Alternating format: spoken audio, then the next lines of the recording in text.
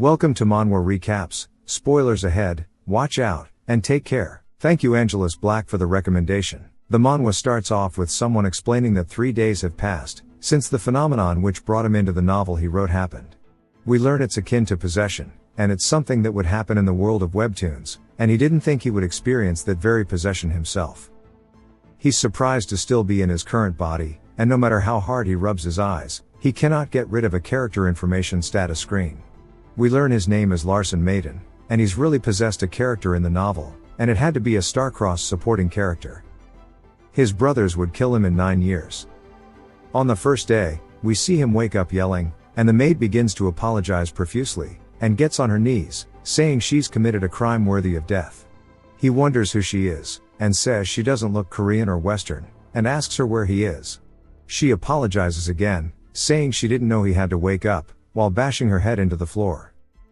This shocks him, and he asks if she's okay, and she is scared, and screams "Don't hit me." And we learn she passed out from him standing up. On the second day he learns his name isn't Cha Sungmin anymore, and that he met a boy named Hampton, who records his daily log, and when Larson asks him about it he apologizes and says he'll finish quickly. Larson watches him, and we learn that every movement of the successors of reputable families is closely monitored, and another person will record your daily activities, and it happens every day from onward of 14 years old. He is startled to see Larson, and spills ink all over the book, and he apologizes, saying he'll clean it up quickly. We see Larson kicking the boy in the face, because his body is reacting by itself, at least, that's what it feels like.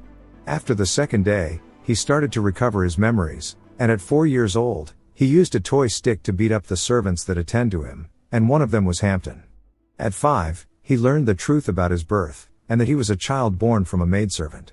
And while he was afraid of his father, he had no fear for his mother, so he treated her poorly, and he spit on her face. He did this at 7, and just overall, he has a horrible personality, and he would always do terrible things to the servants, one after another, just going on a rampage. And when he was 8, he beat up a little girl with a stick, and afterward, he went around bragging about it, because the girl Rosalind is 6 years old, and the only daughter of a reputable martial arts family, and because of this Larson's father had to bow his head to the Grendel family's head and apologize. And before Larson turned 9, he was banished to a remote mansion, and we see a few days ago, he threw a tantrum over some chocolate. And we learn again that Larson is a character in a novel that Cha Sungmin wrote. And while Larson was designed to be a rat, he wasn't created with this much detail, or memories, and this isn't a world that Cha Sungmin wrote about. It's a world he didn't, which means these are all things that occurred by themselves in this world. The third day we see him acknowledging the possession, and that it isn't a dream, but a reality, and that the Larson from his novel had no details about how he looked or his abilities, because he only appeared occasionally, and since it wasn't set on when he would appear he has a talent for martial arts, and it's a trait he wrote down, but never used. So from the reader's perspective, he never had talent, and he died at the age of 17. Larson decides to make surviving his top priority, and since he's 9, there are still 8 years to go until he's executed, so he can dream of a future for the next 8 years, but the problem is what comes after that. The true protagonist of the novel Cassin is bound to fight against the Maiden family, because long ago, the Maiden's family had killed the first son of the swordsman family on accident, and it was a complicated scenario that is kept hidden for quite a while. But due to it being found out the two families went to war, and since the novel is named after the Shade family, they obviously won the war, and the Maiden family was pretty much destroyed. He wonders what to do, and when he should do it, and even though it was a poorly created world, he is still the creator, so all of the plot armor meetings that Cassin had were made by him, so he knows the future. He resolved himself to take advantage of these things, to live a better life than he had previously. And since he only gets to live the life once, it wouldn't be a bad idea to enjoy it. And because of the martial arts trait, even Larson didn't know how strong it was, and he's probably a genius because he possesses the blood of one of the 3 great families of this world. So he's been born with a golden spoon. So besides the fact, he's a rat, and only has 8 years to live, he just needs to do something about it. He notices the status window again, and we see it mentioning that he's activated the Heavenly Eye, and Larson is shocked because this was the ability of Cassin. It means the status window he's seeing is the Heavenly Eye, but wonders why he has it because he isn't the protagonist. He explains more about Cassin's ability, and how the novel is a Munchkin a min-maxer, fantasy novel, and that Cassin is strong enough to destroy the entire planet, and even the universe, and the problem here is that he used that same power to destroy the Matins.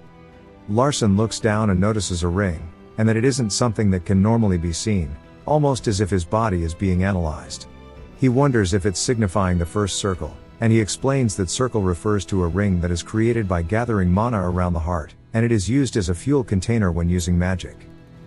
We learn that in the story he wrote, it requires a lot of effort and time to get even the first circle, and that a rat like Larson wouldn't train magic, and he doesn't remember him training either, so it appeared automatically. He hears a knock at the door, and he says it must be Hira, and she asks if she can enter. We see the maid kneeling, and it cuts to him telling her she should kneel when she sees him. Larson is annoyed by the rules he set previously. He is shocked when he sees her status window, and we see that Hira has a talent in assassination. He wonders why she has a talent in that, and he doesn't remember putting it in her character. He comments that the world in the novel is crazy, and it's not different from an uncivilized wilderness, so someone intentionally placed an assassin by his side, and they sent the assassin there even though it's a remote location, so it has to be someone fighting to be the successor. He realizes he could die, and has to tell himself to calm down, and he must smile even if it's forced, and she might kill him if she sees an opening. And he realizes that the fear she has of him, and her tears was all acting. He realizes her trembling is real, at least that's what the heavenly eye is telling him. He calls to her, and tells her to bring him some chocolates, and he wants her to get out so he can sort out his thoughts. We see her outside the room, wondering what happened, because the expression he gave off seemed different than before, and she noticed it a few days ago that the air around him feels different, something completely different. We see her float down the hallway like an Erd Tree burial watchdog, and it cuts to Larson going through all the information he has. He mentions again he's been banished to this mansion, and his father has abandoned him and pushed him to the bottom of the successor ranks, and even if he has no chance of being a successor, he's still monitored, and that his family has a villain-type role in the story. But he decides to behave like a decent person to ensure his survival, and now he possesses the power of the protagonist, and knows the future, and where the artifact is located, so he must participate in the succession war, because if he doesn't, he'll be marked as trash. And here, he can live his life without worry, he can travel and enjoy being carefree, and just needs to maintain a middle position, so he doesn't overstep his boundary, or underperform, and he's done it before as a soldier. Now he has a clear idea of how to behave, his heavenly eye deactivates, and Hira opens the door saying she shouldn't find the chocolate, and he tells her it's okay. She begins to say she's committed a crime worthy of death again, but is interrupted, and Larson tells her to get lost. Since he needs to maintain the scoundrel image and mentions it's scary, she doesn't make a sound. He tells her to get lost again. Outside the door, we see her wondering if she heard him wrong, and that someone who usually goes crazy over chocolate says it was okay. So she'll observe him more before making a report. It cuts to 1 week later, we see Larson telling Hampton to get ready. And Hampton asks what for, and he tells him he's going to the training building. Hampton questions him, and Larson yells, asking if he needs to repeat himself. Larson thought about a lot this last week, and to survive, he needs to participate in the succession war, and he needs to train hard, and to survive and gain independence. So it's time to use that power. Hampton recognizes that he's changed, and that he used to beat him regularly for not assisting him properly, but now he wants to train. It cuts back to before, and we learn that Larson learned that Hampton is talented in poison, and Larson thinks it's because he's preparing himself against him. And that a well-trained aide is assigned to all successors as their assistant, and they would devote their life, and are called shadows. It cuts to the training building, and Hampton is happy that he's here to train, but wonders where the sudden change has come from, and it's not that he's afraid of him causing trouble, but his heart aches when he sees people despising Larson, and he decides to trust him. Larson is surprised to see the training facility as a modern building in a fantasy world, and says he did a half-assed job with the setting, but it makes him comfortable because it's what he's familiar with. There's an administrator living in each of the buildings, and we see Noah, the administrator of the Leaf building, introduce himself to Larson. He greets him back, and we learn that he slapped Noah a year ago for not bowing all the way to greet him, but is angry he doesn't remember him. Larson tries to look at Noah with his heavenly eye, but it doesn't work, and he mentions it must be because he's strong, and decides not to be cocky, but nice to him. Larson asks what kind of training he should start with, and to recommend a monster that's suitable for his age. Noah asks his age, and Larson tells him, And we learn Noah has a grudge against Larson, so to pay him back, he recommends for him to fight a mushroom monster. Larson remembers writing about it, and tells him it'll do. Noah says the prep will take a few minutes, and Larson wonders why Noah is so happy. Larson thinks the monster should be an easy monster if the sixth young master, who wasn't written about, could kill it. Larson focuses on the mana around his heart, and realizes that his talent is magic combat, and he's already grasped how to use magic. Noah tells him it's ready, and we see Larson inside a simulated mushroom forest. Noah closes the door to the room and wishes him luck. Larson sees the monster, and we see a tiny mushroom thing bouncing. He decides to get started, and begins to charge his fist with mana. A status window appears saying the will of his physical body has been confirmed, and the magic combat technique in his body has been activated, and he feels the magic circle moving.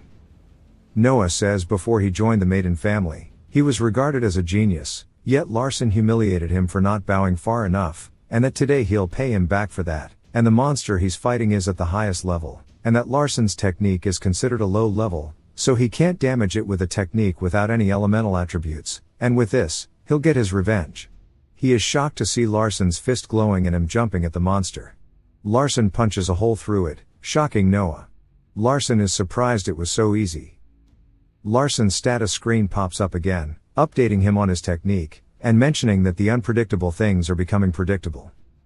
And he can feel the blood surging in his heart, and we see a technique called weight utilization being imprinted on his circle, which surprises him. Noah is confused by Larson's demonstration of a pure magic technique, and that it's a type that deals physical damage, but that the mushrooms have physical resistances, which confuses him. Noah says it doesn't look like the mushroom monster is good enough, and Larson agrees. Noah says he is thinking of increasing the difficulty, and Larson says he almost ran out of mana, and asks how much it'll increase by.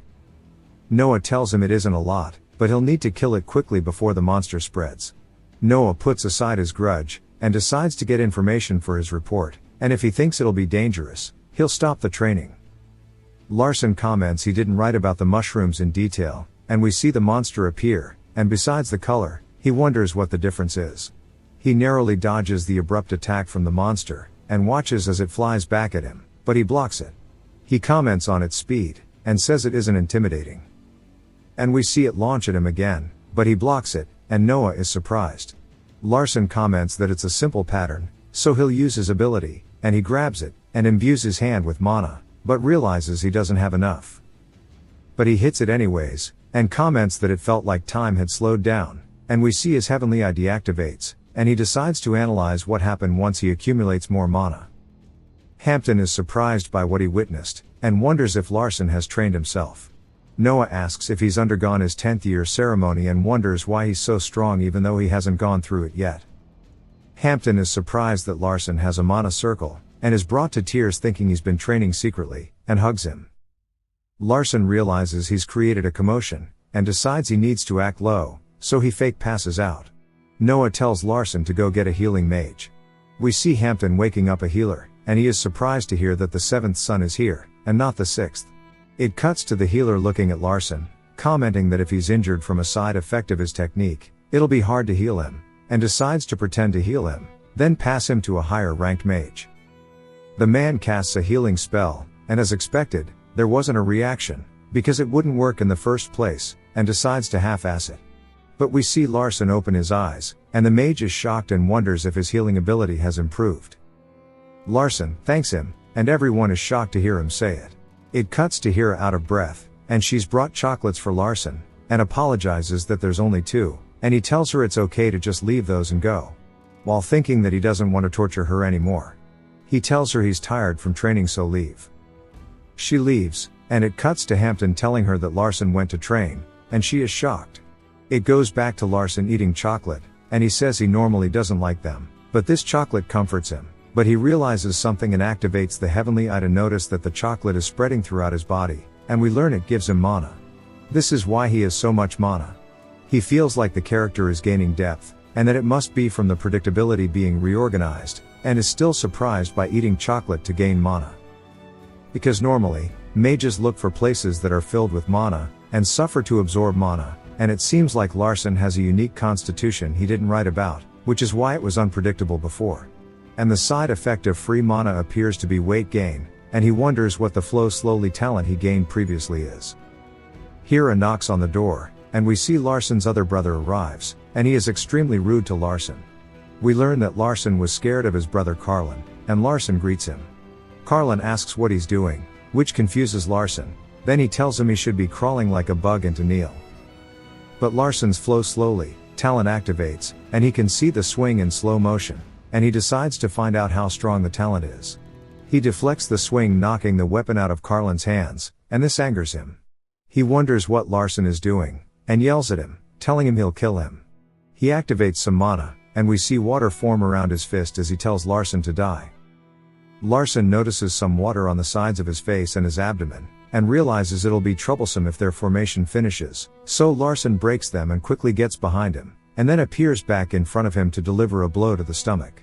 His brother begins to cough up blood, and he yells for Hampton to get a healing mage. And he wonders if it's because he attacked him before his magic manifested. Hampton runs into the room, asking about the situation, and Larsen tells him to get a mage again, and he runs off. Larsen recognizes he overdid it, but learned the most effective way to deal with a mage from it. The next day we see Hira and Hampton talking, and she's shocked that Larsen beat Carlin, and Hampton goes to tell her he's actually a shadow, and she tells him she knows, and that everyone other than Larsen actually knows.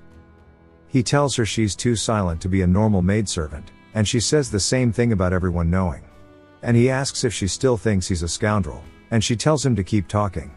He explains that he thinks that Larsen is serious because of the ceremony approaching, and it cuts to Larsen outside of the library, and he is shocked by the size, and is more surprised that Larsen's never visited it before.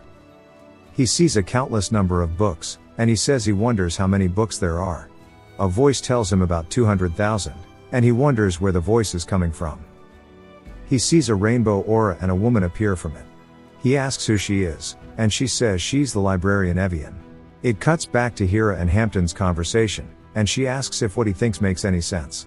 And Hampton says, what if Larsen's been hiding his ability this entire time? And he tells her he's seen it himself, and he's finished the first circle, and asks if it can happen overnight. And to think about how his name hasn't been brought up at all because of his behavior. And imagine how convenient it is only Hira is monitoring him, and that's why he's intentionally kept a low profile. She says it doesn't make sense, and isn't his talent just limited to combat techniques? Hampton says so, and he's sure of everything he's said so far, because he is his shadow, and that he's shown him there's a future, and that they are bound to be abandoned here if he dies anyways. So instead of allowing that to happen, they should work together. Hira says if he goes to the library, she'll consider it, and maiden members competing for the succession war need to study at the library and devise a strategy. It then cuts back to Evian introducing herself, and Larsen cannot remember who she is, and uses Heavenly Eye to see her real name is actually Larvian, which he recognizes. She says it's an honor to meet him, and we learn while she didn't fight against Cassin directly, she's one of the highest ranking mages, and she slaughtered a lord and his knights, turning them into icicles, even freezing their entire castle. And what she does in the future is basically a disaster, and he's surprised that she's here even though she's a wanted person. And he wonders why the librarian had to be her, and why she's just staring at him. She tells him to sit down, and she'll give him tea, and offers him black tea. He says he likes it, even though he doesn't, and she disappears. And he's glad this is his first time here, because there's no telling what the original Larsen would have done. She asks what he's there for, and he tells her a book on mana cultivation. She asks what kind, and he tells her the most basic of books. She thinks it's redundant, and he pretty much tells her rather be safe than sorry, and the phrase confuses her. She finds a book for him, and we see her use magic to give it to him, and he tells her she can leave now. She leaves, and we see him reading the book on mana, and we learn that mana describes all types of energy that are distributed into nature, and to be a mage, you must form a ring first, and you would need to know the equations for that, and he explains some quantum physics type shit, and is lost because this is meant to be the most basic book. And that the information is just too weird, but he realizes if he can't do it and he activates his Heavenly Eye to see the completion is at 5%, and that his ability is monstrous for analyzing words, he doesn't understand. And another problem is that Cassin also has the ability, and he uses it much better than Larsen does. We see the percentage go up, and he wonders if he'll completely understand it at 100%, and now he just needs to resolve his mana problem, and decides to stop there for the day. It cuts back to the mansion, and Hampton informs him that Lady Soso is here, and Larson sees her and wonders why his mother appeared at a time like this. He mentions that in his past life, he always missed his mom, because he couldn't see her, and he watched her die in the hospital. And he suffered a lot from this emotionally. But he's surprised to see that she looks so similar to his mother, and he notices she has an illness known as the blue dot. We see him having tea with his mother, and remembering what the past Larson did to her. He calls out to her and says he doesn't know where to start. We see Hira watching, wondering if he really was putting on an act previously or not, and then we see Larson apologizing to his mother. She is shocked, and he tells her he doesn't know if she'll believe him, but he's come to his senses, and her voice cracks while saying, "Is that so?" Larson's mother only listened to him apologizing, and gave simple answers, and her voice made it clear why she only gave short answers. She tells him she'll be back later, and that she has work to do. Larson knows she doesn't actually have work to do, because she's not a maidservant anymore. He explains more about the blue dot illness, and it's a disease where 3 blue dots appear, and nobody knows why, or how to treat it, and once there are 3 dots, it's incurable, but currently, it's only at 1. We see his mother crying behind the door, and she wonders why she keeps crying because it's a good day. Her own son has finally called her mother. Larson calls out to her, asking if it's alright with her, if she could spend an hour every day with him. He tells her they will drink tea together, and she agrees. He explains that the tea has the potential to cure the blue dot disease, and she's still his mother, and she's never given up on him, and he wishes for her to stay healthy. It cuts to night, and we see his mother wondering if this is all a dream, that he's changed into a different person.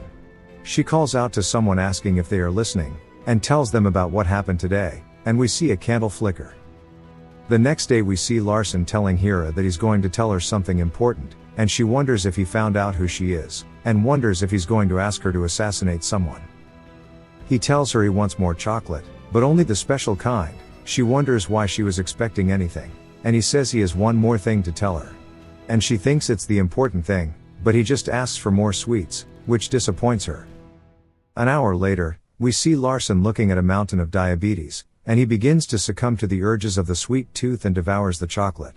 He comments on the different prices, and how they give different amounts of mana based on the quality. And that it's also possible to gain mana from the other bakery he told Hira about. And that's because they share a common ingredient. He calls out to Hampton, and tells him to get him the baker, and 30 minutes later, we see the man standing before him. He wonders why he's been called for, and is scared because of the rumors surrounding Larson, and afraid he might kill him. He hopes everything is alright, and Larson asks what he put into the sweets, and to tell him every ingredient.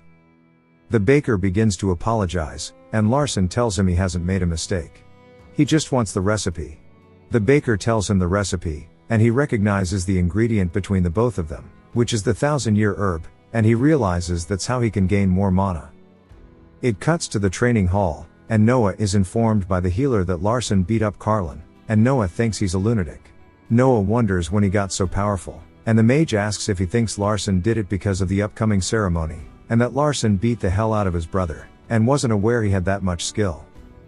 Noah tells him even if he grows fast due to his combat technique, there's a limit, and not only will he be unable to surpass the Grendels, but he'll have issues incorporating elemental spells, and everyone has turned their back on that kind of study.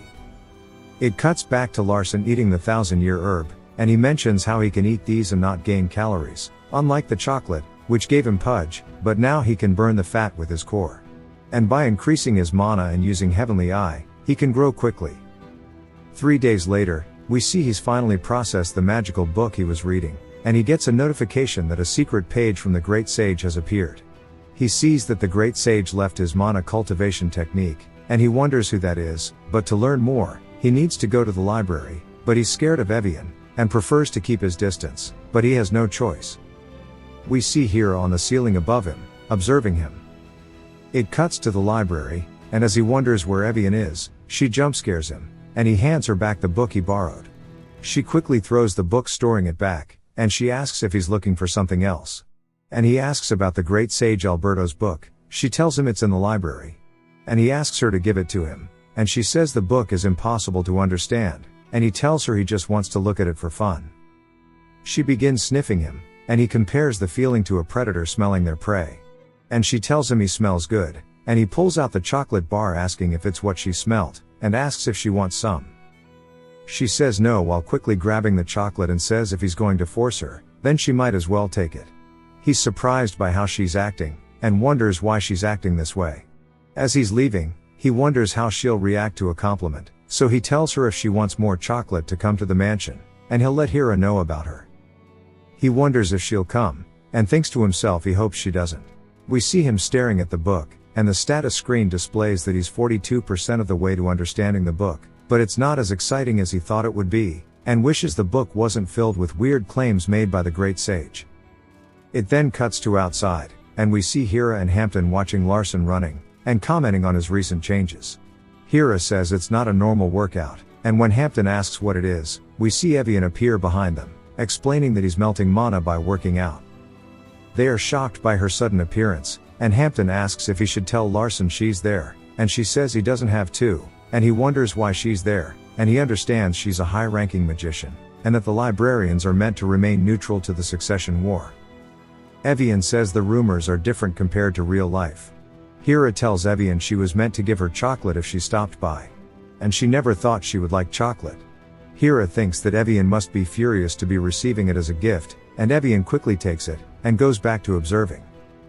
Hira wonders why Larson gave her chocolate, and wonders what happened between the two. It then cuts to 3 days later, and he's finished analyzing the book and how it's absorbing the contents.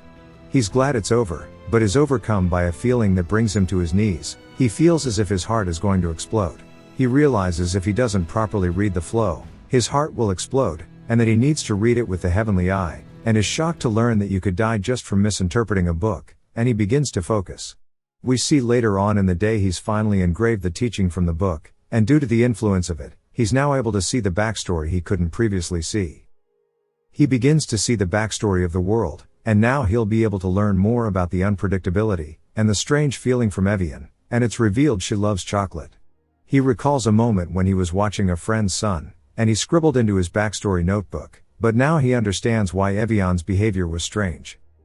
He hears a voice saying it's useless for someone like him to concentrate, and he is alarmed to see he's surrounded by fire, but he realizes it isn't hot and sees a figure. She calls out, asking if he has a death wish, and we're introduced to his sister Persia, and we learn she has 3 attributes, and he wonders why she's here. And she asks if she should cut him up, and we learn she hates weak people, and has a hobby of cutting people up. She gets annoyed that he isn't responding, and he goes to apologize, but realizes it's a bad idea, and understands this must be a test she's given unintentionally. He tells her he wasn't pretending to concentrate, and realizing it's his only shot, continues with what he was saying, and she tells him to continue. He explains he was truly concentrating, and that he knows she's saying this to see if he would lie or apologize, and she begins to laugh. She comments on how the rumors of him changing were true, and he tells her he's trying to live as a decent person from now on. She says it's a little too late for that, and summons a fire snake at him, saying once he thinks it's too late, it really is too late. The snake coils around him, and he tells her he knows he cannot be patriarch, because he knows what he's capable of, but he can help someone else become the patriarch. She tells him to keep talking, and he says he'll become an unexpected variable, and she wonders if he'll even be useful. He tells her that will depend on the person who decides to use him, and she asks who he wants to support, and he tells her he doesn't know who will become the family head, but he knows his sister Ivelia is often talks about, and he tells Persia he knows she's scared of her. Her fire snake begins to hiss at Larson, and the fire begins to increase in heat, and he says it feels like he's going to be burned alive. She tells him she let him speak because she thought he was cute, but now he's talking nonsense. Larson tells her he knows she hates lies, and he'd rather speak an offensive truth than act weak, and he may submit to honor, but he will not submit to power. We see the flames vanish, and he tells her since he spoke the truth, he hopes she'll forgive him. She pulls out a ball while calling him an idiot, and hits him in the stomach with it. He looks down to see that it was an apple. We also see that because of her hitting him, he gained a new magic combat technique. She tells him to eat it, and that she found it on the floor on the way here. He inspects the apple and sees that it's actually a Cassin, which is a mana elixir. Larson comments that because he's the maiden's youngest, this is possible, and that Cassin is probably also being flooded with gifts, but he wouldn't have space for a Cassin, which makes him better in this regard. It cuts back to Persia commenting on how the scoundrel actually made a first circle from self-study, and if he truly acted like a scoundrel so far, Then he's very sly. And that she needs sly people for her war, and she compliments how he is fearless, but says it's obvious where his limits will reach. So he has no chance of becoming the patriarch. She calls for her shadow Sando, and tells her to continue spreading bad rumors about her brother, and to stop him from meeting their other siblings. While she wonders if he ate the Cassin, she tells Sando to watch over him so he doesn't die from eating it, and it would be troublesome if people found out that she killed him, and if he doesn't eat it, then it'll become interesting. And if he's dumb enough not to eat what she's offered him, then it'll be okay for her to cut off his limbs. We see Larson analyzing the Cassin, and it warns him he'll die if he overconsumes it, and he needs the help of a mage, preferably one that can use water, ice, and wind. He wonders why she gave it to him, and wonders if she wants him to be indebted, but then realizes she probably only did it out of curiosity. And if he absorbs the Cassin properly, she'll probably make use of him, but he doesn't know if she'll keep him by her side or throw him away. But if he doesn't eat it, she'll definitely cut off one of his limbs, and he realizes he needs an ice mage's help now. He thinks of Evian, but says she'll probably kill him instead, and people will think he just died, and she'll be able to take the Cassin. This is just what he thinks is the worst case. We see Evian walk to his door, and he realizes he cannot just hide it because she's probably already detected the Cassin's mana, so he calls her in. He tells her he's sure she's detected it, and he's called her over because he didn't want to hide it, and asks if she wants to make a deal. He tells her he cannot consume it by himself, and needs her help. She reminds him that she is a librarian, so she must remain neutral and cannot aid him in the succession war. He tells her he's not asking for help with that, and he just wants to commit himself to magic and further his prowess as a mage. She comments that he sounds like a model mage, and someone has been spreading bad rumors about him. He tells her he has no intention of joining the succession war, and she replies by saying the maiden family children would spend their whole lives trying to become patriarch. He tells her it has nothing to do with that, and he just wishes to become stronger. She says, regardless of that, as the librarian, I am unable to get involved, so ask a maiden mage for help. He tells him he can't trust them and sincerely asks for her help, and he wishes to protect his mother. This surprises her, and she recalls witnessing a mother sacrifice her life for her son after he stood up for her. And we learn that is why she killed that king previously mentioned. She comments about how Larson has been monitored his whole life, and the family abandoned his mother, and that Larson had to put on an act to degrade his value. And he's serious about observing his mother, but it's impossible because in the maiden family, everyone is strong, and he's just a scoundrel, a byproduct of lowly birth. So his dream is impossible to achieve, but still, his dream is not wrong, and she says dreams don't need to always be fulfilled, and chasing something is also considered a dream. She says, to be clear, I am not helping you because of the chocolates. We see Larson is happy, and it cuts to her preparing to feed Larson the Cassin, telling him what she plans to do. And that there's a chance his body may freeze, and if he's lucky, it'll only last a few months, and worst case, a few years or death. He wonders how she can say it so calmly, and she tells him that she's a capable mage, so she'll do her best to ensure it doesn't happen. He contemplates waiting to absorb the Cassin, and realizes he has to do this, and Evian will do her best to stop anything from going wrong.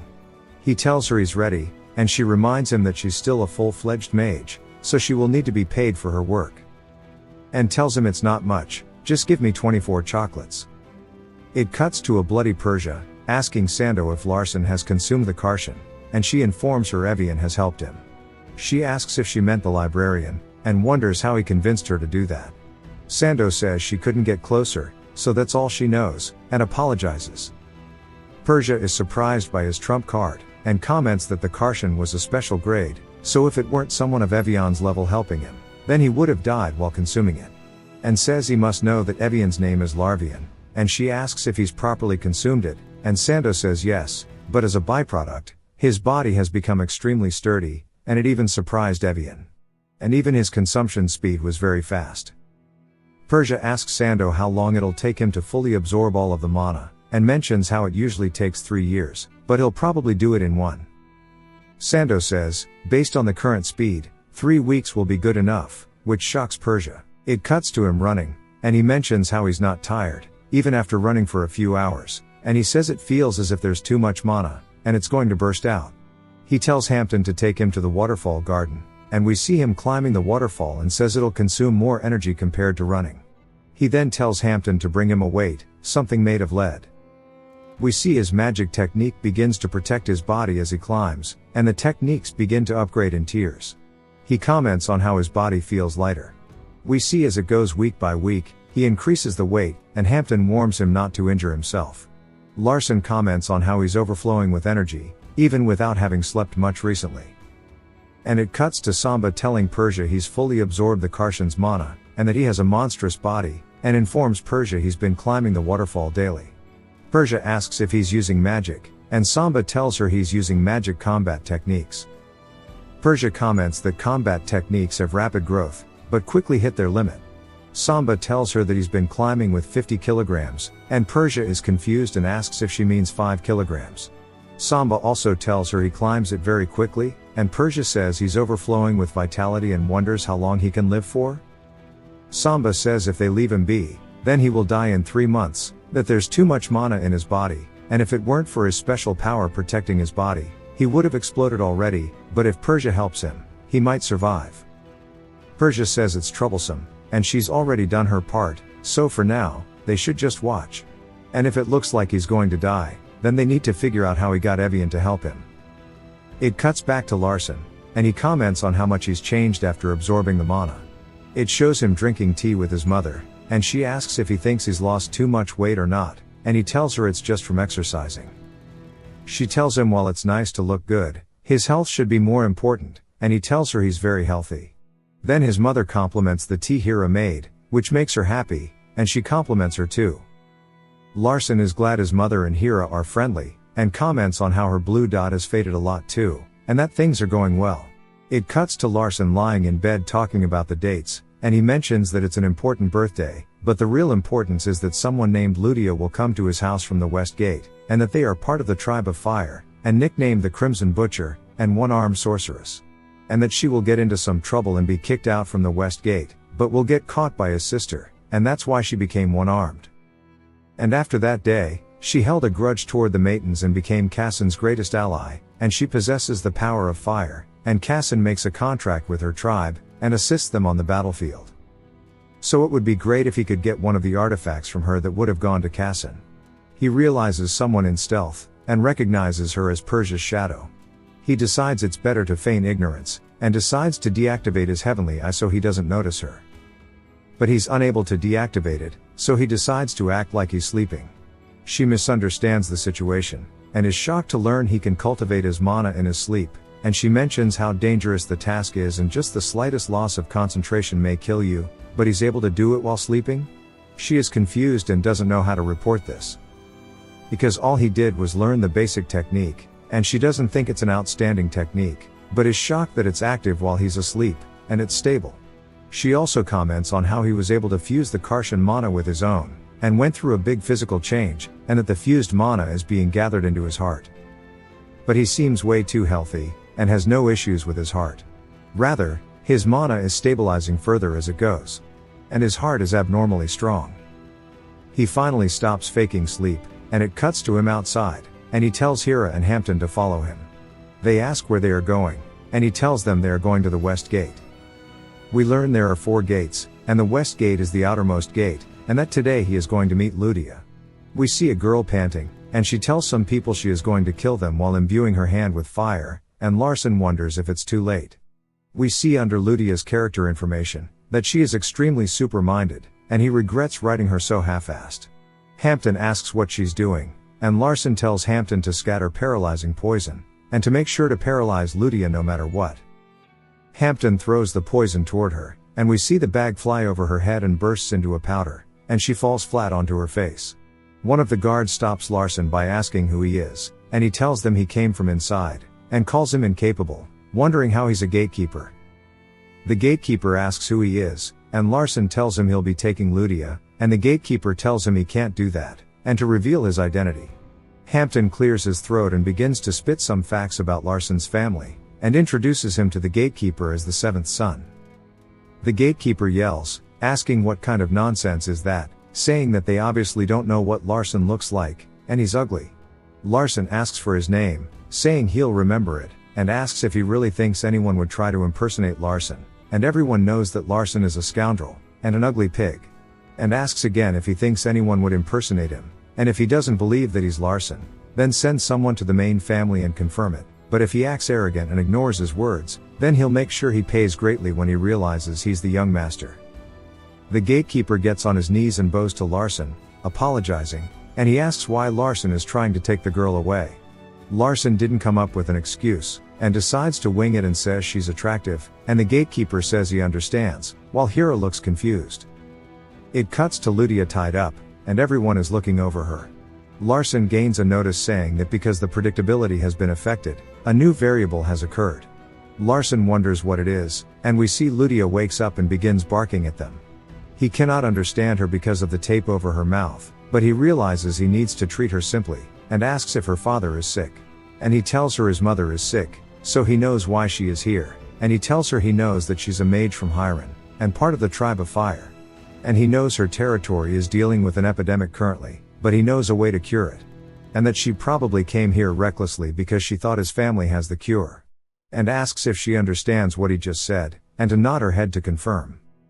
She nods her head, and gets Hira to take the tape off her mouth, and asks if she's calmed down now. She asks if he's really going to help, and he says he already told her he would help, and she asks why? He tells her it isn't important, and she says nobles won't help for free, at least that's what her father said. Larson asks why she came if she thought that was the case, and she said she has something valuable to offer. Larson recognizes that she means the Holy Grail of Fire, the artifact Cassin originally got. He tells her he'll cure her father, but it will take a lot of money. She says she doesn't have any, and he tells her to just pay him back later, and he'll only know how much after treating him first. She says she'll do whatever she can to pay him back, and he asks about the valuable item she mentioned, and she says she'll give him that too. With the negotiations complete, he tells Hampton to scatter 1,000-year herb around her territory, and to boil the herb with the silver sea water there, and it'll cure the epidemic. Hampton says he's never heard of this type of medicine before, and asks him to explain it, and Larson tells him not to doubt his light. Hampton begins to admire him and says he'll do it. Hira tells Larson she wants to ask him something, and he asks if she wants to know about how he knows about the medicine, and she says yes, and that she's unable to understand it. He simply tells her he's a maiden, and she hesitates for a second, then thanks him for the lesson. And she says looking at Larson is like looking at the patriarch when he was younger. Larson tells Ludia he'll release her now, and she gets angry, saying she's never told him her name before, and asks how he knew it, and Larson realizes he made a mistake. He tells himself not to panic, and asks if it's strange he knows her name. She says very. He asks if it's strange that he's using an expensive herb on her, and she says it's strange. He asks if it's strange he's telling her a secret only available to the maiden family, and she says it's strange. And he asks if it's not something that benefits her greatly, and she says it's strange. And he asks if she understands she just showed bloodlust to someone who might be her savior, and she gets embarrassed, saying yeah, and she apologizes. He gets her to repeat it, and she says she was in the wrong, and is sorry. He accepts her apology, and tells her to stay here first. She asks why, and he reminds her she just attacked the maiden family. Larson asks what the gatekeepers said, and she said they told her it isn't a place for lowly people like herself, and that if someone like her lost her father, it didn't matter, so she was going to kill them all. Because she loves her father, and they told him to die. Larson tells Hira to release her, and she asks who Larson is, and why he's treating her so well. He introduces himself, and it takes her smooth brain a second to recognize who he is, then asks if he's the scoundrel. He asks if that's what the rumors say, and she says yeah, that he's meant to be total trash, but she sees that it was false, and he's a good guy. Another status window appears, saying an unexpected variable has occurred, and he wonders if making her his ally is truly the right thing to do, and he decides to keep observing for now. It cuts back to the mansion, and we see Hampton telling Larson he's gathered the herbs like he ordered, so he'll depart for Hira immediately, and it'll take him around 3 days to get there. He asks Larson why he helped Ludia, and Larson says it's unfair for someone to die of a treatable illness, and because it's her father, it doesn't cost him anything to help. Hampton thinks to himself and compliments Larson, and says he's met the true light, and tells him he'll be back. Though the real reason he helped her is because of the Holy Grail of Fire. 2 days later, we see Persia has arrived, and wonders what Larson has brought back. She sees Larson, asks who he is, because nobody in the Maidens has been this handsome. Larson tells her it's him, and she says it feels like he's hiding things, and he tells her isn't, but we know he is. She asks how he became so cute, and compliments his looks while grabbing his face. He feels like his heart is about to freeze, and his magic combat technique begins to protect him. He's surprised by its activating just from locking eyes with her, and she compliments him for achieving it all in 3 weeks. She pats his head and says his face is a pass, and if he continues to grow like this, she'll pamper him a lot. He tells her he doesn't need it, and thinks it must be another test, and he tells her he wants to become her rival, or an ally, rather than being pampered. She says he'll make a great piece of art if she decorates his decapitated head, and he tells her not to make such a bad joke. She says it wasn't a joke, and she wants to see the toy he brought back. He wonders why she wants to see her, and says that Persia doesn't like other talented fire mages, so he mustn't let them meet. He tells her he found the toy, and he doesn't intend to show her. She releases killing intent and says he keeps trying to step over her, he resists it with his combat technique, and she commends him on it. Her mana continues to pressure him, and she releases it and says she'll give him a chance. And explains she'll just use one finger to fight, and she won't use any elements, and only combat techniques. He asks if she knows combat techniques, and she says she's read about them briefly. Larson smirks and tells her he'll use everything he has to defeat her, and she compliments him again, and launches a fire snake toward him. His heavenly eye detects the illusion, and he punches it, destroying it. She's glad he's grown a lot since their previous encounter, and tells him if he wins, she'll leave his toy alone, so he better give it his best shot. Because if she isn't entertained, she'll destroy his toy. She never thought he'd entertain her this much, especially since he's the son that father threw away. We see Larson leaping at her, and she tells him he's too slow and hits him with her finger. He blocks it, and it sends him backward. He lands on his feet, and he realizes if it continues like this, it'll be disadvantageous for him, and the difference between them is too large for him to dodge and attack her. His iron will protects his body, and he's surprised by his mana being in shambles just from one finger. His cultivation calms his mana down, and he realizes this is his only chance, and he'll be aiming for her right leg. He grabs onto her leg and swipes her other foot, causing her to fall, and he channels mana into his fist, and slams it down into her face. He is surprised to see all of the bones in his hand is crushed, and that she's used defensive magic.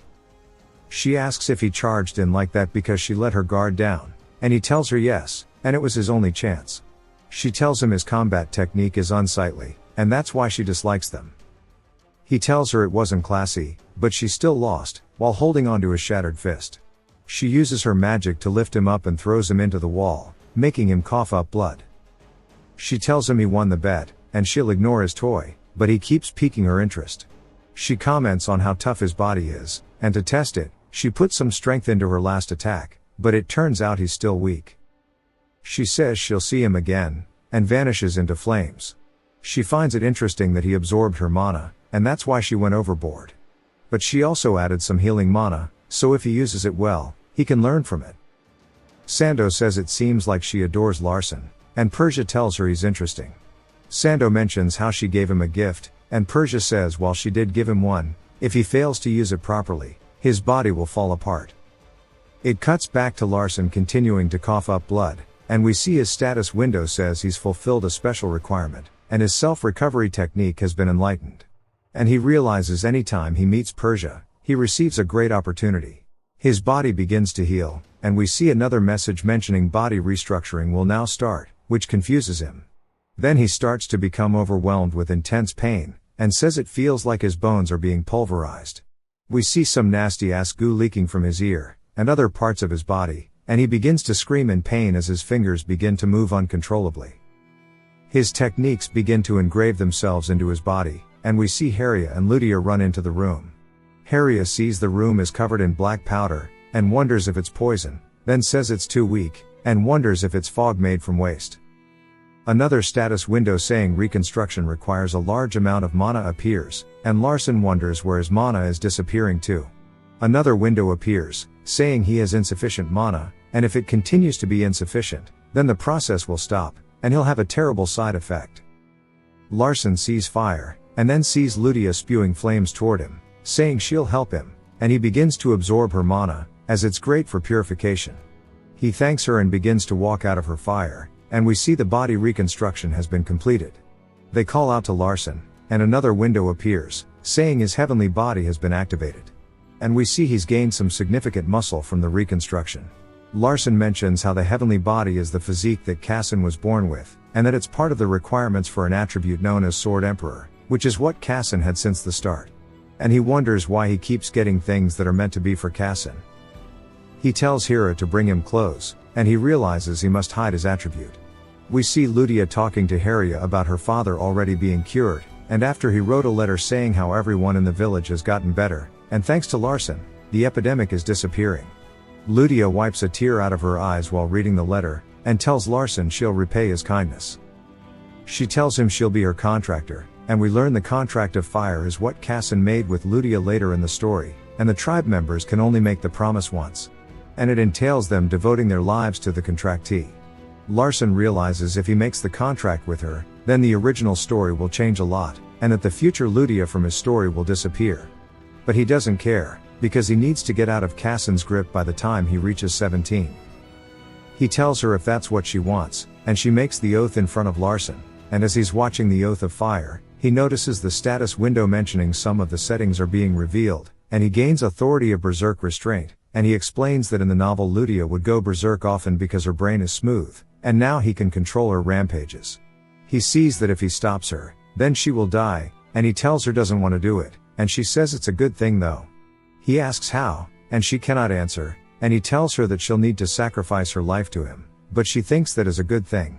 He asks why, and she says it's cool, and he explains if she rampages and he stops her, then she will die. And she tells him that's fine, and it would be her honor. He tells her he doesn't want that, and she tells him to stop worrying, because she won't die. He tells her that she's only 9, so she's too young to become anyone's contractor, and she says it doesn't matter what her age is. He says maybe to her it doesn't, and he tells her he thinks it's too much of a responsibility, and that they are too young to understand the contract of fire. She tells him he'll wait, and calls him a good person. At least, that's what her father said. And explains that he told her if anyone rejects the contract, they are a good person, and they are someone she can trust, so don't let someone like that go. It cuts to her saying how good the chocolate is, and he tells her it's time for the valuable thing she mentioned previously. And he comments on how it must be the Holy Grail of Fire, and mentions where it's located.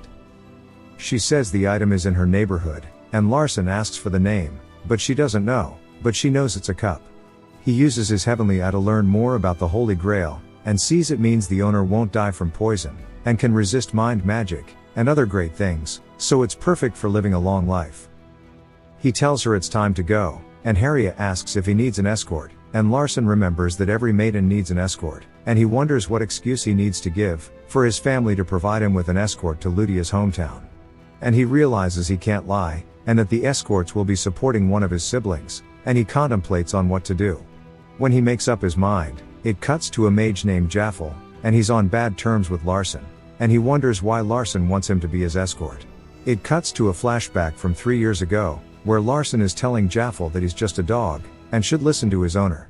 Larson remembers it and regrets the past him acting like that. Hira asks what she should say on the document, and he tells her to just put that he wants to try their chocolate. She says there's no way that would work, but it is instantly approved. It shows Jaffel arriving at the mansion, and Larson greets him, but this makes Jaffel angry. He tells Larson he's changed a lot since their last meeting, and he asks if he can ask a question, and Larson asks if he's curious as to why he was chosen to be his escort. Jaffel says exactly, and that he's just a dog. Larson tells him since he's just a guard dog, he should guard the owner too. This angers Jaffel, and Larson tells him among the dogs that he's the most trustworthy, and he doesn't think he'll betray him.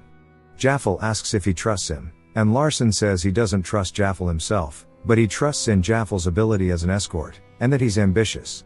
And he explains that Jaffel is extremely trustworthy, and explains that he swaps from being loyal from his fourth brother, to his second sister. Jaffel asks Larson how his ambitions are linked to him being chosen as an escort, and Larson tells him he could be useful to him one day. Then tells Jaffel he knows that he's planning to swap his loyalty to his second sister, and this shocks Jaffel. Then he tells Larson he's just an escort, so he has no allegiances. Larson comments that despite him saying that he's quite emotional, and that it doesn't matter to him, and what other reason would an escort need to protect his owner? Larson orders him as a maiden to protect him, and Jaffel accepts the order, and questions how Larson changed so quickly, and comments on how full of mana his circle is, and says even the second sister couldn't have a circle that full of mana. It cuts to them walking, and Ludia is excited that she's going to see her father. Larson explains that while her tribe had a ton of power previously, the god they serve used up its powers, and they've gone downhill since then. We see Ludia inhale a large amount of air, and then she screams, letting out what we can only assume is hockey.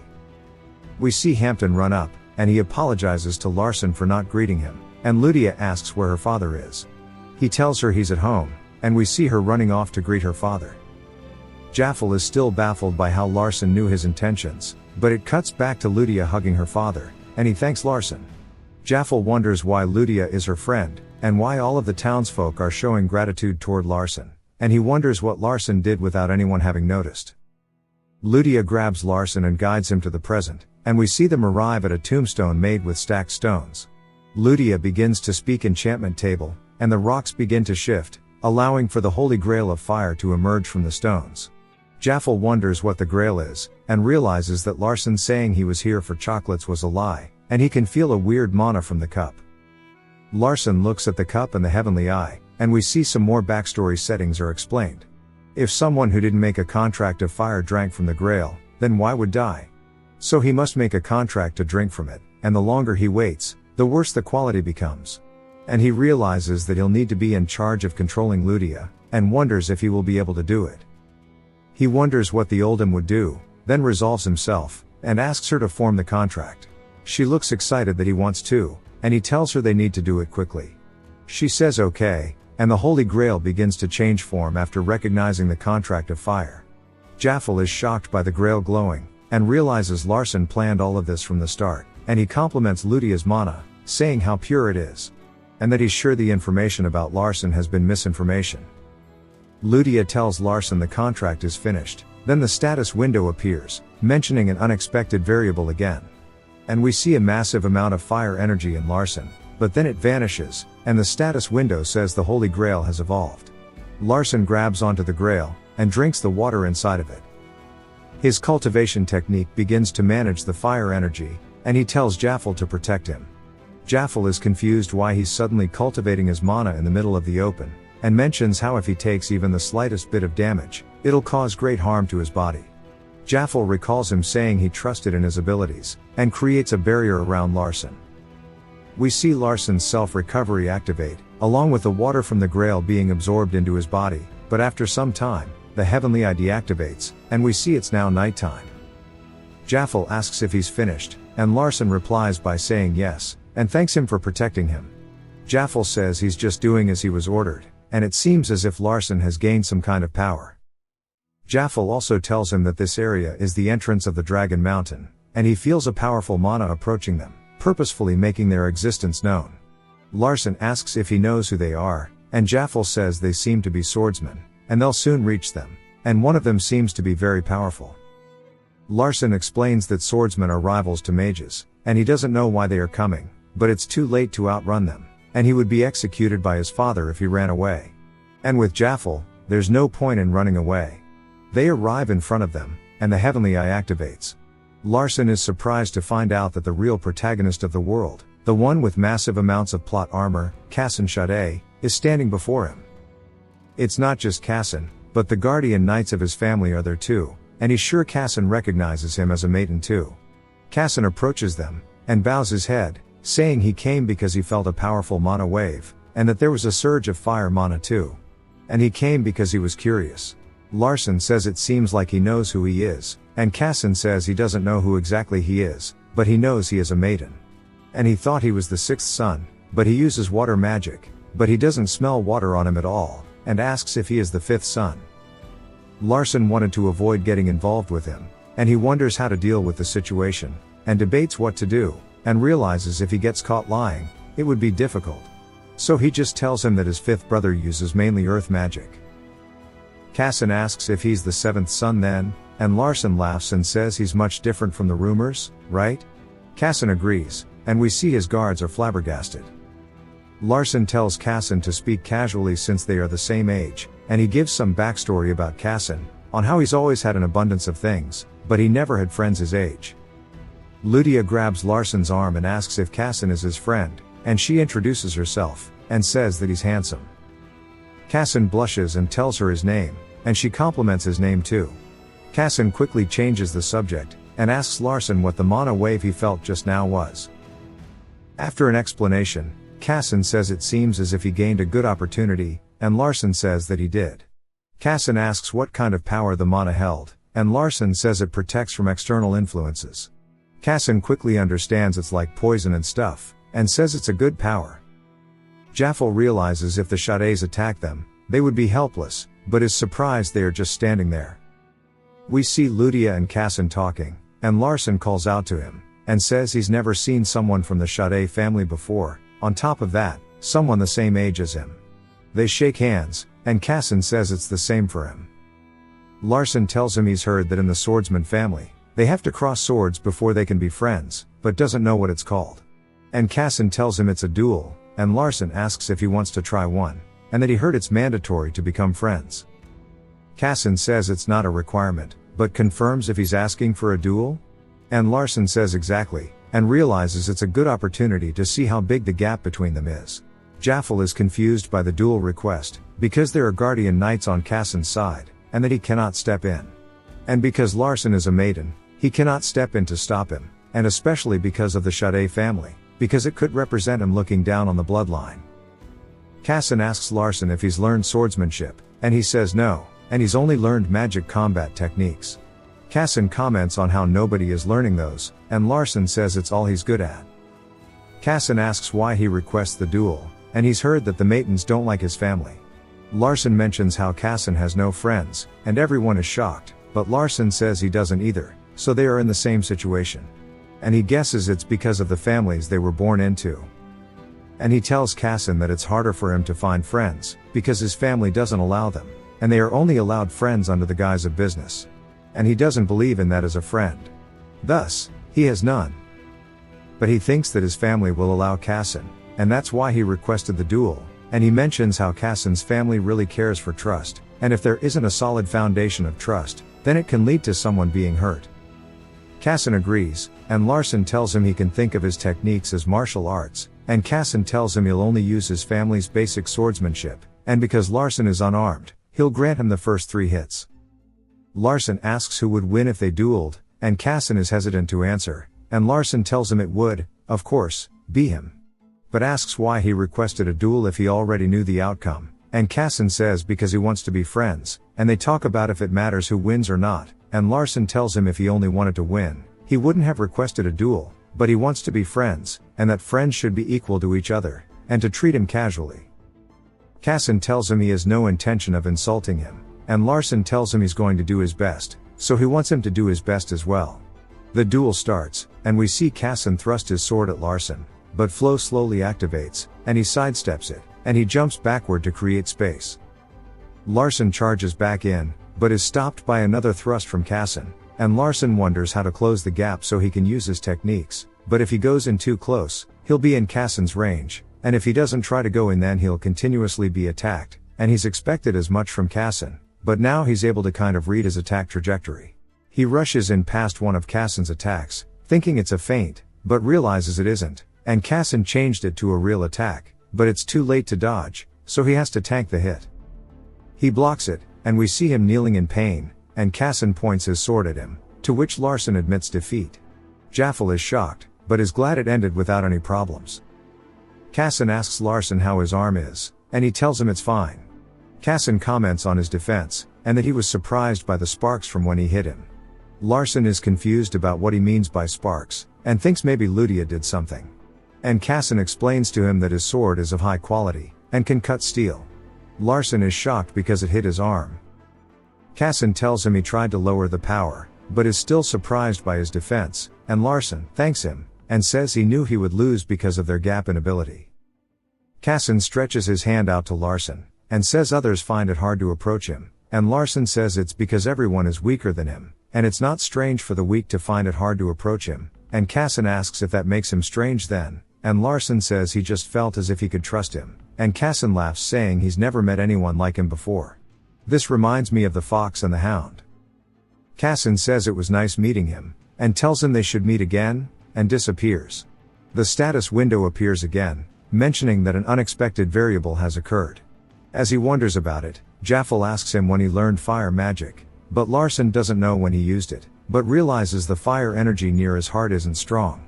But it's still there, and that it contains fire energy. He analyzes the fight with Heavenly Eye, and we see that he uses fire mana to help block Cassin's attack, and that the water from the Grail fused with his cultivation technique, but is confused because it should be impossible to fuse an element with a combat technique, and even if it was possible he'd have to be an advanced mage like Persia, and even then it would suck.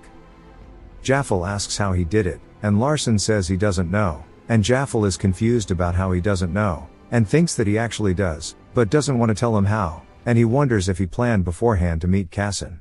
And if his plans are this developed, then he must be getting help from someone else like Persia, and he realizes he better play his cards right.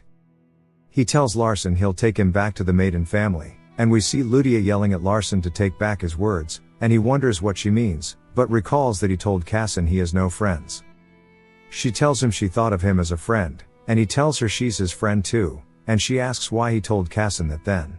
And he tells her he made a mistake. And she says as long as he means it, then it's all good. And she tells him that she'll forgive him this time because he forgot. It cuts to Larson having dinner with his mother, and Larson asks his mother what his father is like, and we learn he has no memories of him, because Larson never met him previously. She tells him that he's lonely, which shocks Larson, and we see on the status window that his father loves his mother. And we hear a voice saying, "I'm lonely, huh?" And a portal begins to form on the wall, and a man emerges from it, and it is Larson's father Decotra. They both greet him, and Larson comments that the air has gotten dense from his appearance, and that it makes it hard to breathe, and that his body is afraid of him. His father calls out to him, and says he heard something terrible happen to Larson and his brother, and Larson says yes. His father asks why he did it, and Larson says because his brother was attempting to push him with his fist rather than magic. And he felt as if the honor of mages was being ruined, so he responded using the commandments of mana. And he wanted to end the fight quickly, and because his brother is a mage, he wasn't fatally injured, and he tried to bring his brother to his senses. And he doesn't think the succession war is simply about spilling blood, and he doesn't believe his siblings as enemies, but rather the Grendel family and the Sade family are the enemies. His father says he likes what he said, and Larson says that the sixth brother should be thankful for the experience he gave him in fighting a martial artist. Decotra comments on how he had no expectations for Larson, but compared to the sixth son, he's much better. Larson says if his brother holds a grudge, he has no right to be a maiden. Larson wonders if what he said is enough, and that he's scared. And we learn that the only person his father has loved was his mother, and the reason Larson was able to survive until 17 previously was because of his mother, and Larson says it makes sense, because while it wasn't stated in the novel, his mother would die from blue dot later, and when she died he died too. And because Larson was so weak previously, he was of no use to the family, and they were banished from the family because he didn't want the only wife he loved to be harmed, because the other mothers knew he loved her. And he realizes if he continues to act like a decent human, and if he's able to protect his mother, then everything will change. He tells his father he plans to do his best, and they talk about how magic techniques are weak, and a waste of time, but Larson tells him he will become capable enough to support him, and while his magic has limits, he himself doesn't, and that he carries his blood, so he will climb higher and protect his mother. His father lets a slight smirk out, and it cuts to Hampton and Larson reading a note from his father, and it's an invitation to a banquet, for the 10th year ceremony. Which is when a member of the maiden family becomes 10, everyone gathers and enjoys themselves, and it is when they receive a physical strengthening magic. It's not just a normal strengthening, but it's when a family member gains an attribute for their mana. We see Larson in a suit, and him and Hira head into the banquet hall. Larson looks at the table and wonders where to sit, and Hira says it'll be opposite of the patriarch. He asks where his mother will sit, and Hira tells him she wasn't invited. We see his brother Carlin yelling out, asking if he is Larson, and he's surprised by how much he's changed, and Larson tells him if he thinks he lost because he let his guard down, then feel free to challenge him again. Carlin tells him he'll trample him soon, and Larson tells him to try it. Persia walks into the banquet hall too, and greets Larson, and asks if he's having fun with the toy he took previously, and mentions how they had a bet, which shocks Carlin, because not only did he make a bet with Persia, but he won too. We see a blonde woman enter the room, and Larson is surprised, and we learn that it's his second sister Ivelia, and while she is gentle, she would do anything for the family. and how she was killed by Cassin, but she is also his first love. She sits beside Persia, and says Larsen's changed a lot, and Larsen begins to feel panicked after seeing his sisters, because he realizes how strong they are and that he's been arrogant. It shows other family members enter the room, even his father, and Decotra congratulates Larsen, and others do too. Ivelia stands up and says she's killed some monsters for father, and the other siblings share what they've done. And we learn that Persia stole a pair of wings from a temple, which shocks Larsen, because Heavenly Eye activates and shows him that she slaughtered everyone inside the temple. A knock arrives at the door, and we see Decotra's right-hand man Senkin enters carrying a bunch of scrolls, and he sits them down in front of Larsen. And Decotra tells him to make his choice. Larsen looks at them, and his Heavenly Eye activates to show us the energy from the scrolls all fusing together to make a new scroll, and he grabs it, which surprises everyone because he's picked the transcendent attribute, and he tells them he will choose this one. Saw June would be proud of our boy. Decotra asks Ivelia if she told Larsen about the scroll, and she says no. Then the rest of the siblings say they also didn't. And he's asking if he's meant to believe that a 10-year-old did it all by himself, something even Ivelia couldn't do. And she says he has a better eye than she did at 10. Persia is surprised, and they conclude that it's due to him being talented in magic combat techniques, since none of them learned it. He tells Larsen to bring him the scroll, and as he's walking over, Larsen briefly explains the elements again, and how the scroll he picked is all of them combined. Decotra compliments him on picking the scroll, and tells him Ivelia will help him with the scroll, which confused Larsen, but Decotra says if he does it, then there's a high chance Larsen would die. And because her mana is softer than his, there's a higher chance he'll survive. Larsen tells Ivelia he'll leave it to her, and she explains that it's a dangerous thing, so his chances are only 50%. Larsen asks if she thinks he should pick a different scroll, and she says she wishes for him to be strong. And he tells her he'll stick with this one, and she tells him to take his clothes off, and he begins to pull a magic mic. Persia is surprised by how much muscular development he has, and wonders what secrets he has. We see her put her hand on him, thanking him for letting her carry it out, and as she goes to start, he tells her to wait, and that he has to tell father something. He tells him if he survives, then do him a favor.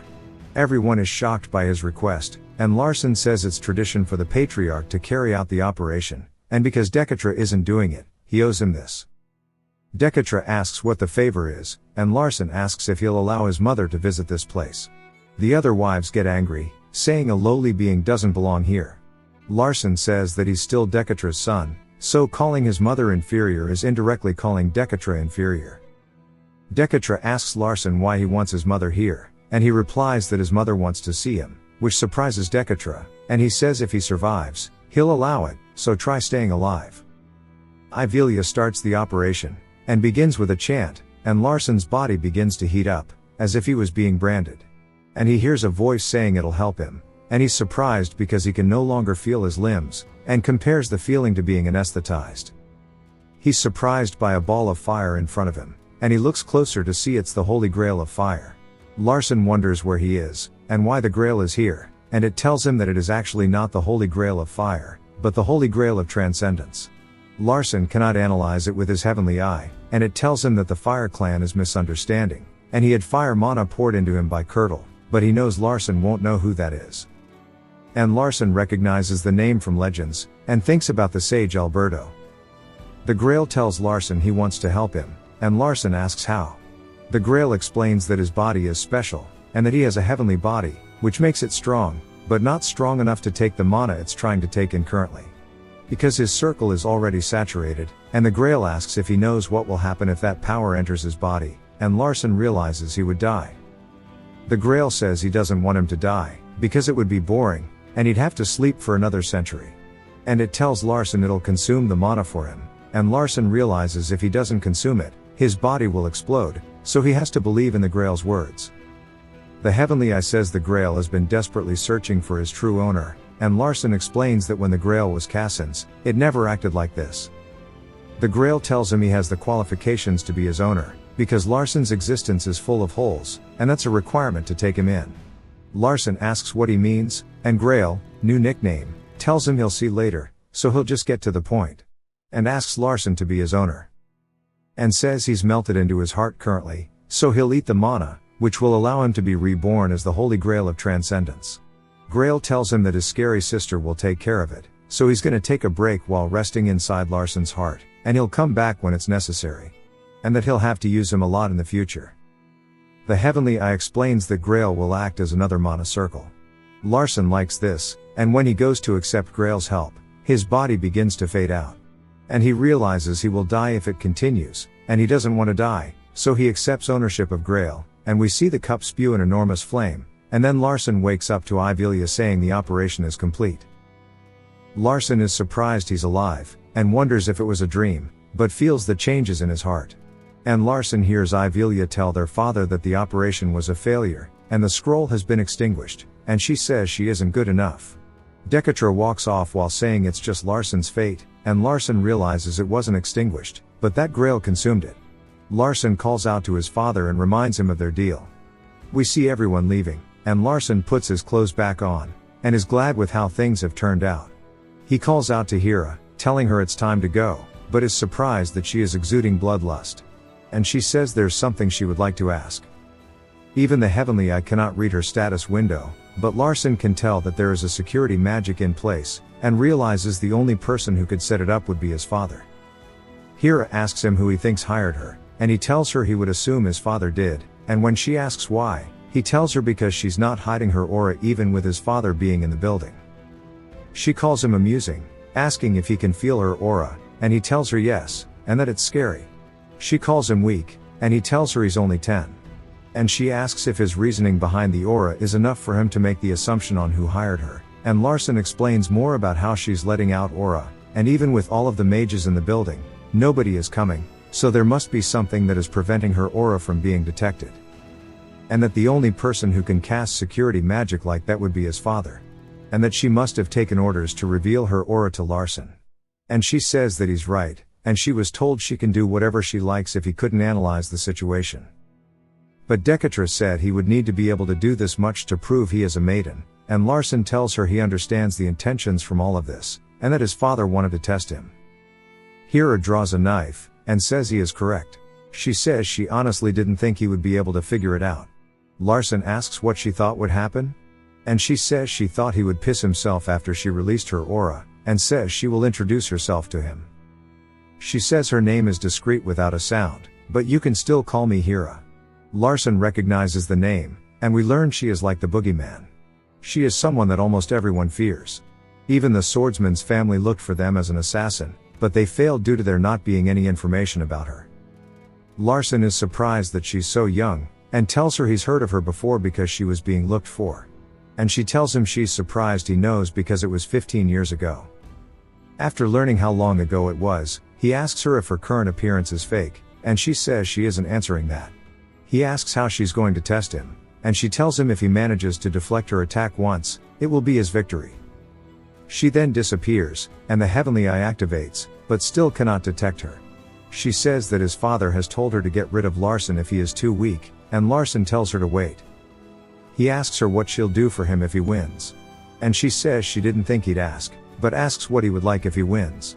And he tells her he wants her to protect him, because he's weak, so protect him until he's strong enough. She agrees, then disappears again. He was confident, but he can't sense anything, and even though she threatened him, she won't be able to kill him, so she won't attack above his neck or his heart. So he will have to deflect her attack by letting himself get hit, and she'll have her guard down. She'll aim for his arms or legs, and the moment she attacks, he will detect her. He mentions his flow slowly ability, and explains how it doesn't only make time slower, but also lets him see mana in slow motion, and that the quality has changed. We see a purple mana ring from around his chest, and we learn that Grail let out mana which upgraded his skills, and now he is able to see Hira's attack, and he looks at her attack, and realizes it's his leg, and while he can dodge, he won't be able to deflect if he does that, so he takes the hit on his knee and rears his fist back and punches at Hira equal rights equal lefts, and she blocks it. He asks if that counts, and she says yes and she'll keep her promise to protect him from now on. And she disappears again. Larsen is happy to have passed the test. It cuts to Hira saying she'll begin her report, and we see her talking to a candle mentioning what Larsen has done, and she compliments his decision making, and says he's unique because her dagger was coated in poison, but he grabbed it barehanded, and despite the poison entering his blood he is fine, so his mana must have purified it, and she will find out if it was luck or not, and she disappears. It cuts back to Larson walking down the street, and Grail pops up asking if he did well, which spooks Larson, but Grail tells him that nobody else can see him. And that he should be praising him, because Hira's dagger had Melia on it. And Larson is shocked to hear that her dagger had poison on it, and he warns Larson that if he receives a big shock, the poison will come back up and melt his body. Larson calls for Hampton, and asks if he knows what Melia is, and Hampton says yes, and he offers to get some for him, and Larson just asks for the antidote instead. After he sends Hampton off, Hira appears beside him, and she explains that she's been appointed as a shadow for him, so a new maid will replace her. He also comments on how her attitude changed, and she says there's no longer a point in acting, and he compliments her on her acting skills. Then he asks her about the dagger, and says it made him angry because if she wasn't going to kill him, then why put poison on it? Hira asks why he pretended not to know, and he explains that it's because he wanted to show her he was fine without the antidote, and now she won't underestimate him. She tells him what the poison was, and he tells her he knows and tells her where it's from, which surprises her that he knew, and she tells him while she's agreed to protect him, there is a time limit, and that he must become strong enough to free her from her duty. He then asks her if she can get him some 1,000-year herb powder, and then he feels his throat is itchy, and he tells her to get him water. He reaches into a bag of 1,000-year herb powder and begins to consume it with water, and Hira notices that his mana is changing, and we see Grail beginning to puke. Larson feels his heart expanding, and Hira wonders what to do because if she moves him, he will die, but she doesn't know what to do because she isn't a mage, and she decides to absorb his mana and die for him. We see the mana continuously expands, and he wonders why he keeps getting near-death experiences. After a bit, his ribs begin to crack, and a status window appears mentioning how managing the reaction is just a requirement, and mentions how if he doesn't have a special body from a swordsman family, he'll die, but there is an exception for those with the heavenly body, and he realizes he can withstand it. Grail tells him he feels better, and to trust him, and we see the mana begins to condense into his heart, and Grail says that his cultivation technique is helping him. Hira watches as Larson's mana goes back to normal, and then she sees fire erupt from Larson, but notices that he is now a second circle. She is surprised because she's never heard of anyone reaching it at 10 years old, and Larson asks if she just plans to stare at him.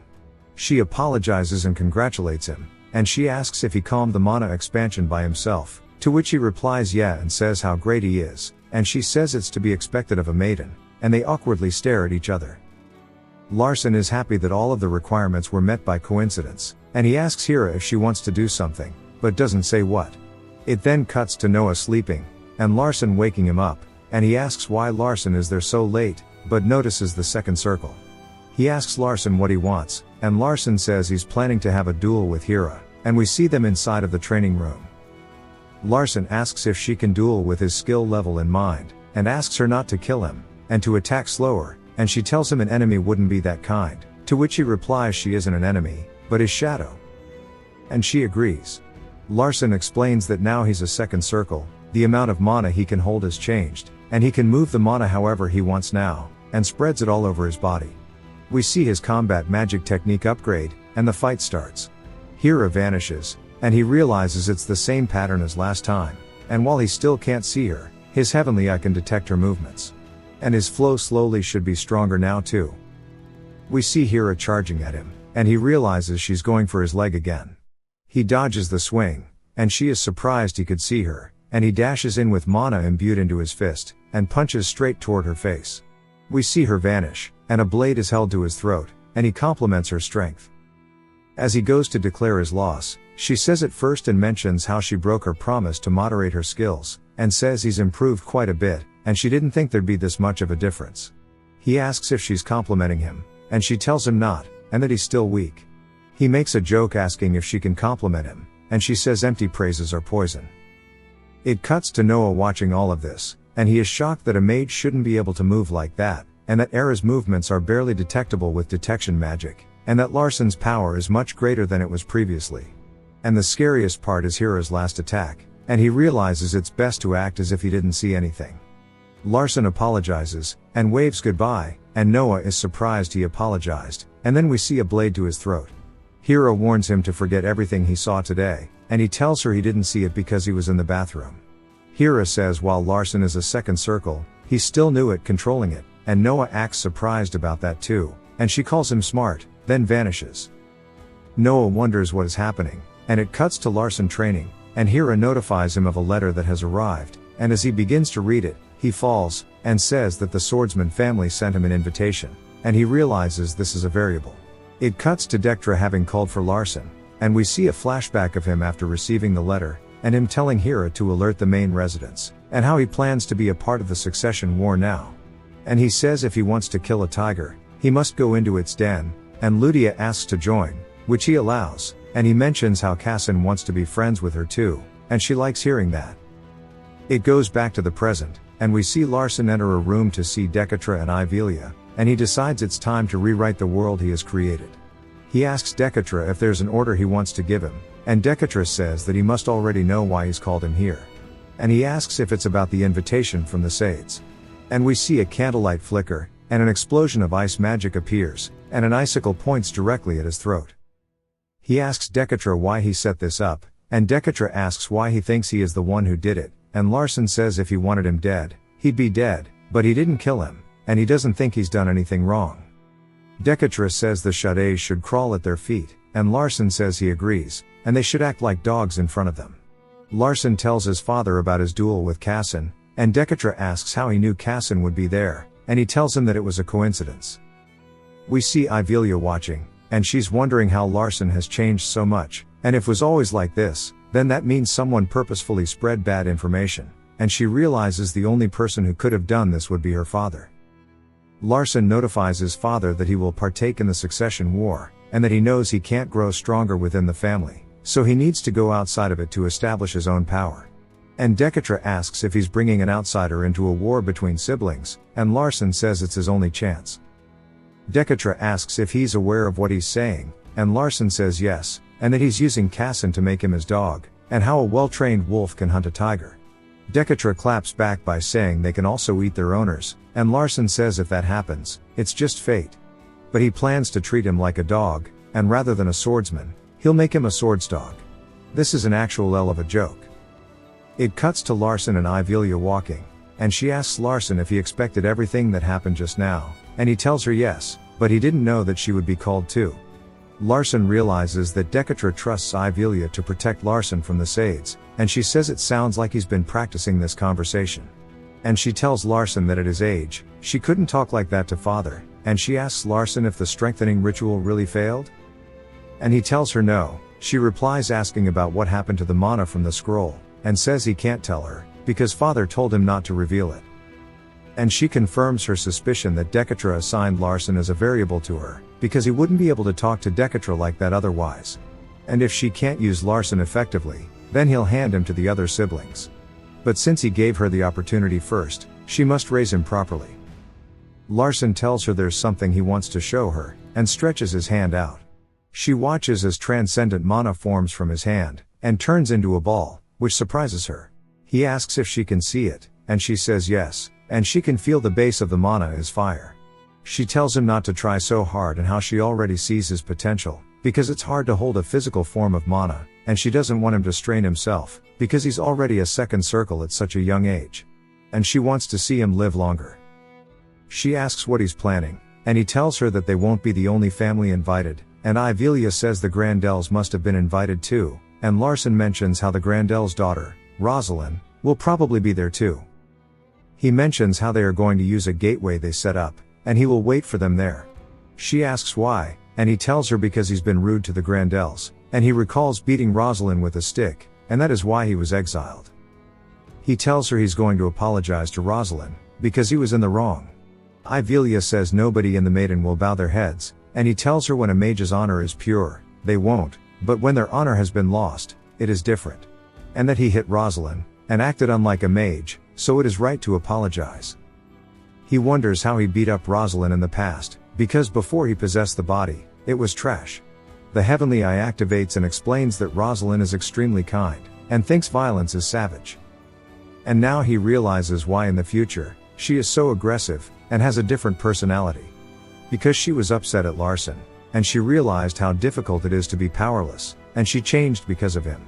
And because of her talent in martial arts, the family welcomed her change. Ivelia tells Larson whatever he does, she will support him. It cuts to the gateway, and we see Larson and everyone walking up the stairs, and Ludia is excited to try all the food at Cassin's, whereas Hampton is worried about going behind enemy lines, and he thinks that Larson has great plans, and is excited to be a shadow. Hira does not care. We see them pass through the gateways, seeing multiple different environments, and we learn they've gone through 22 gateways to arrive where they need to be. And the Grave of Swords is one of the biggest gateways near the Sade family, and while it sounds bad, the city is very active. Ivelia asks Larson if he's okay, and reminds him the Grendels will be there in an hour. And he tells her he'll train his breathing techniques while they wait, and Ivelia wonders what Larson will show her next. We see Decotra talking to Senkin, and he tells him that the strengthening operation was a success, and it took place in his heart, and that he thinks that Larson has the Holy Grail of Transcendence. Which was the chalice that Kirtle used, but before Kirtle died, he realized the Grail wasn't actually the Grail of Transcendence.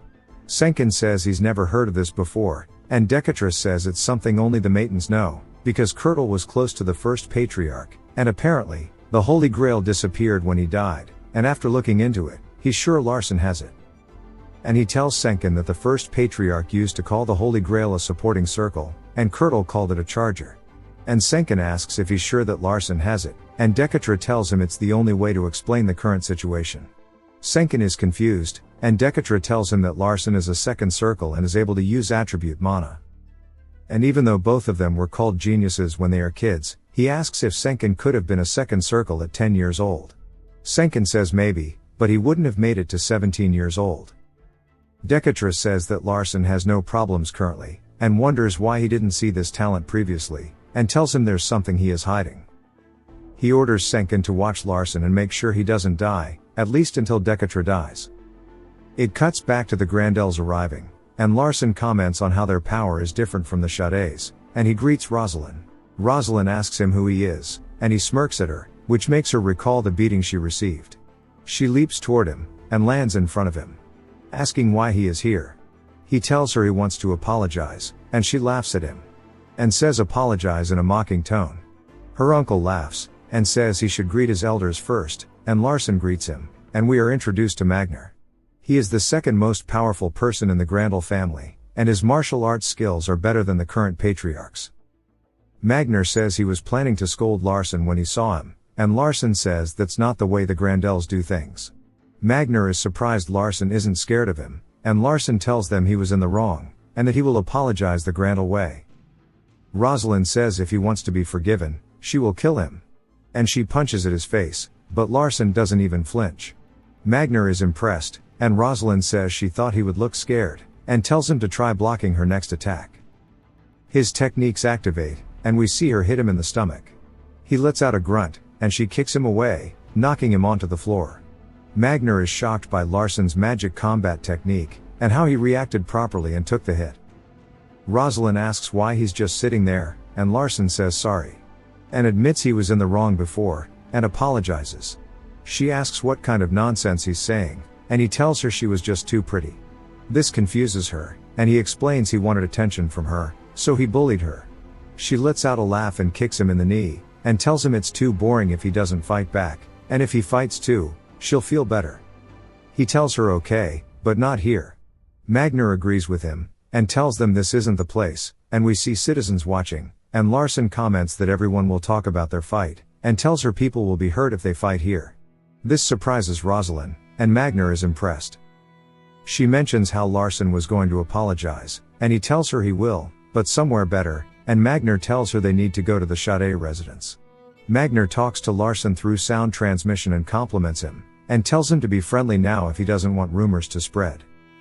Heavenly Eye notifies how Magner will begin to analyze him, and Larson sees this, and another window shows that Decotra has doubts about lacking probability, and because of the variable affecting the plot, there is doubt around the probability. Yeah, a little confusing, and he sees that he has completed 2 requirements, and one of them is succeeding in influencing an important character, and that a new probability is being created and Larson will be given creator's privilege related to probability, and we see multiple numbers form around Larson, and a note pops out from the air, and we see it's Larvian's character information. He wonders why there's so much empty space on the note, and realizes that her setup was incomplete, and he wonders what is the deal with the probability, and why he possessed Larson. and wonders about all of the opportunities so far. A window appears mentioning a time limit, and goes back to where he was. And now he knows that it has a time limit, and he will have to meet a requirement to look at it again. Magner tells him Ivelia is waiting for them, and they head out, and he wonders what will change in the future. Magner tells Ivelia she's gotten stronger since the last time he saw her, and she tells him in another 5 years she will beat him, and he tells her he'll accept any time. She tells him she could do that when she was younger, but not anymore. He comments that when she was younger she would charge at him relentlessly, and burned all of his hair when he was asleep. They laugh about it, and Rosalind greets Ivelia, asking if she remembers her. She tells Ivelia she wants to be strong like her, and Ivelia mentions fighting spirit, and she explains how swordsmen use swords, mages use magic, and martial artists use their bodies. And while their body has limits, they can use fighting spirit to do impossible tasks. Rosalind tells her she'll train her fighting spirit to become strong like her, and then it cuts to them having finished eating. And Ivelia says she needs to talk to Larson, and Magner agrees to meet her later. She asks about what happened earlier, and he asks if she means at the gates, and asks if he planned it knowing she would attack him. And he tells her yes, and that's why he went.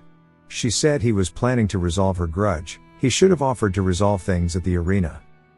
He asks if she's trying to figure out why he used his magic combat technique, and he says it's because Magner was there, and that he's probably thinking about how he used the combat technique effectively. She comments on how Magner would properly analyze Larson's technique, and since Larson has a bad reputation he probably realized that Larson either changed or was raised to become a variable, and since Larson doesn't know Magner well it's impressive he created this situation. Larson says that Manger probably thinks that he's a variable, and that he'll want to know about him. This surprises her, and she recalls Decotra telling her to make it obvious that he's a variable, and she understands why now. Because Larson's ability to plan things out is excellent, and since he's only 10 his potential is greater than anyone's. So regardless of Decotra's order, she wants him to be one of her people. She tells him how she met Magner when she was 14 traveling as a pilgrim, and mentions how everyone in the Maiden family does it. But she didn't know who he was back then, and if she did she would have tried harder to kill him. And he comments on how her expression looks warm. She says that he told her to kill him if she was upset, and he'd give her 3 chances. He comments on how it seems like her memories of Magner are good ones, and she tells him that Magner is a very curious man.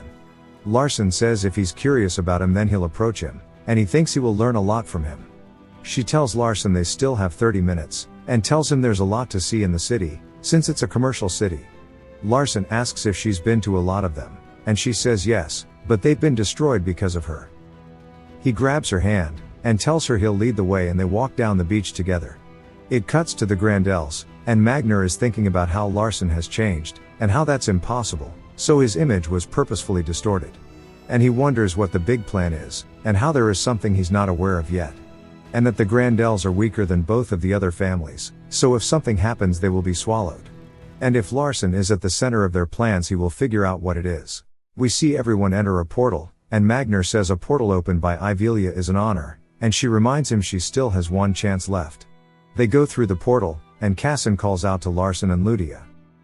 Cassin and Larson start talking to each other, and Ludia runs up and separates the two and tells Cassin she is closer to Larson. And Cassin tells her he doesn't think there are ranks in friendship, and since they've decided to be friends, that's what is important. Because of her smooth brain, she is lost. Get her a map. She tells Cassin she is the closest again, and he responds by saying they'll be friends too, and they shake hands while she says she'll be his friend. Rosalind steps forward, telling Cassin not to forget about her because she was invited too. Cassin bows his head and apologizes. He tells her it's an honor to meet her, and she says he can speak casually to her. She gets annoyed by him talking to the others casually, but not her. Magner watches and is surprised by the dynamic Larson has created, and pretty much compliments his slyness. Larson asks Cassin for a favor, and asks for him to provide a place so he can duel Rosalind, and we learn that having some of the renowned families present, it will become Larson's debut stage. It cuts to Cassin's father, Karsha, asking him what he thinks about the duel, and Cassin says he's envious, and Karsha says dueling with friends is fun.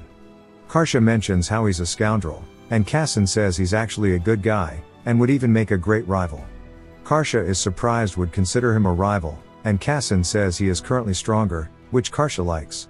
And he realizes Larsen's information was distorted, so he is a variable created by Decotra. He asks Cassin who will win, and Cassin says Larsen, but then says Larsen will lose because he has a soft heart. Karsha says he'll attend the duel, so introduce him to everyone. The next day at the stage, we see Rosalind and Larsen getting ready, and Larsen realizes he needs to show everyone what he's capable of, since it's his debut. Rosalind tells Larsen she's starting, and dashes in toward him. Flow slowly activates, and he dodges to her side. She realizes this and leaps into the air, and kicks Larsen. She intended to break a few bones, but he took no damage. Magner and Ivelia are surprised, and Rosalind tells him not to get arrogant because he blocked it due to luck. She kicks him again, but it is blocked, so she goes in for a punch, to which he blocks again, and swings back at her. She leaps backward to create space, and we see she is out of breath while he hasn't even broken a sweat. Everyone is surprised by this, and they realize that the rumors about Larsen were all made up, and they believe he's received strict training from the Maiden family.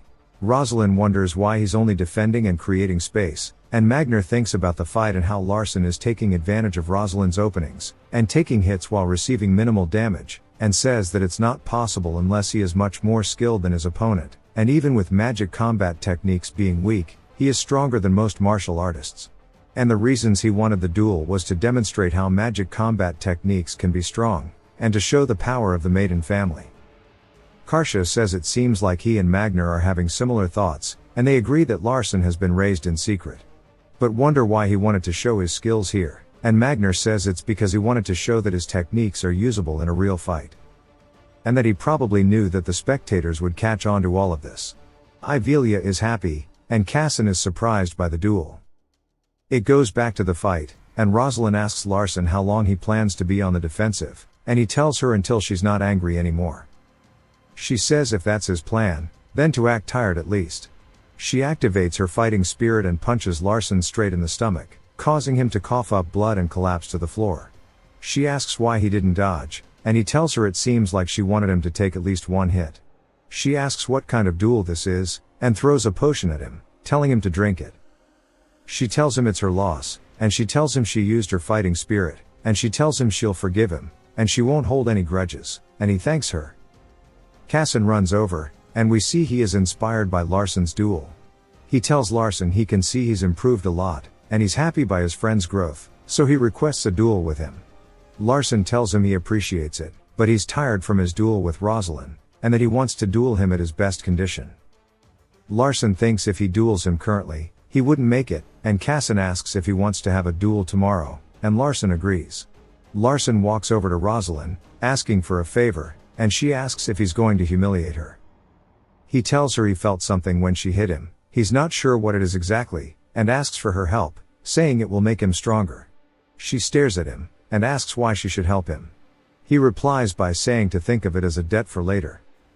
Rosalind looks sad as she thinks about how she constantly thought of revenge, but now it is all ruined. Her thoughts are interrupted by Magner telling her to give it a try, because doing a favor for a maiden publicly isn't a bad idea. Rosalind says she'll only help him once, and to make sure to repay her. Larsen says he'll swear on the name of a future mage, which shocks Ivelia because it means he's publicly saying he will participate in the succession war. Rosalind asks if she just needs to hit him like earlier, and he says yeah. She says it isn't her fault if he gets hurt and punches him in the stomach again. Larsen can notice a reaction of the mana moving in response to her fighting spirit. She asks if that's all, and he tells her to hit him again, weirdo behavior. She punches him again, and Magner watches and wonders what is going on. Karsha asks Ivelia what Larsen is doing, and she explains that his mana is reacting to her fighting spirit, and she doesn't know exactly what it is, but it's definitely there. Rosalind asks Larsen if he's okay, and he's sure now that it is his transcendent mana, but he's confused because he wrote that fighting spirit and mana doesn't mix, in the story, which means the probability is decreasing. Due to him noticing it, a notification appears, saying he can fill in the lacking probability, and he realizes that there's more for him to do than just survive. The setup book he saw previously appears in his hands, and time stops for everyone except him.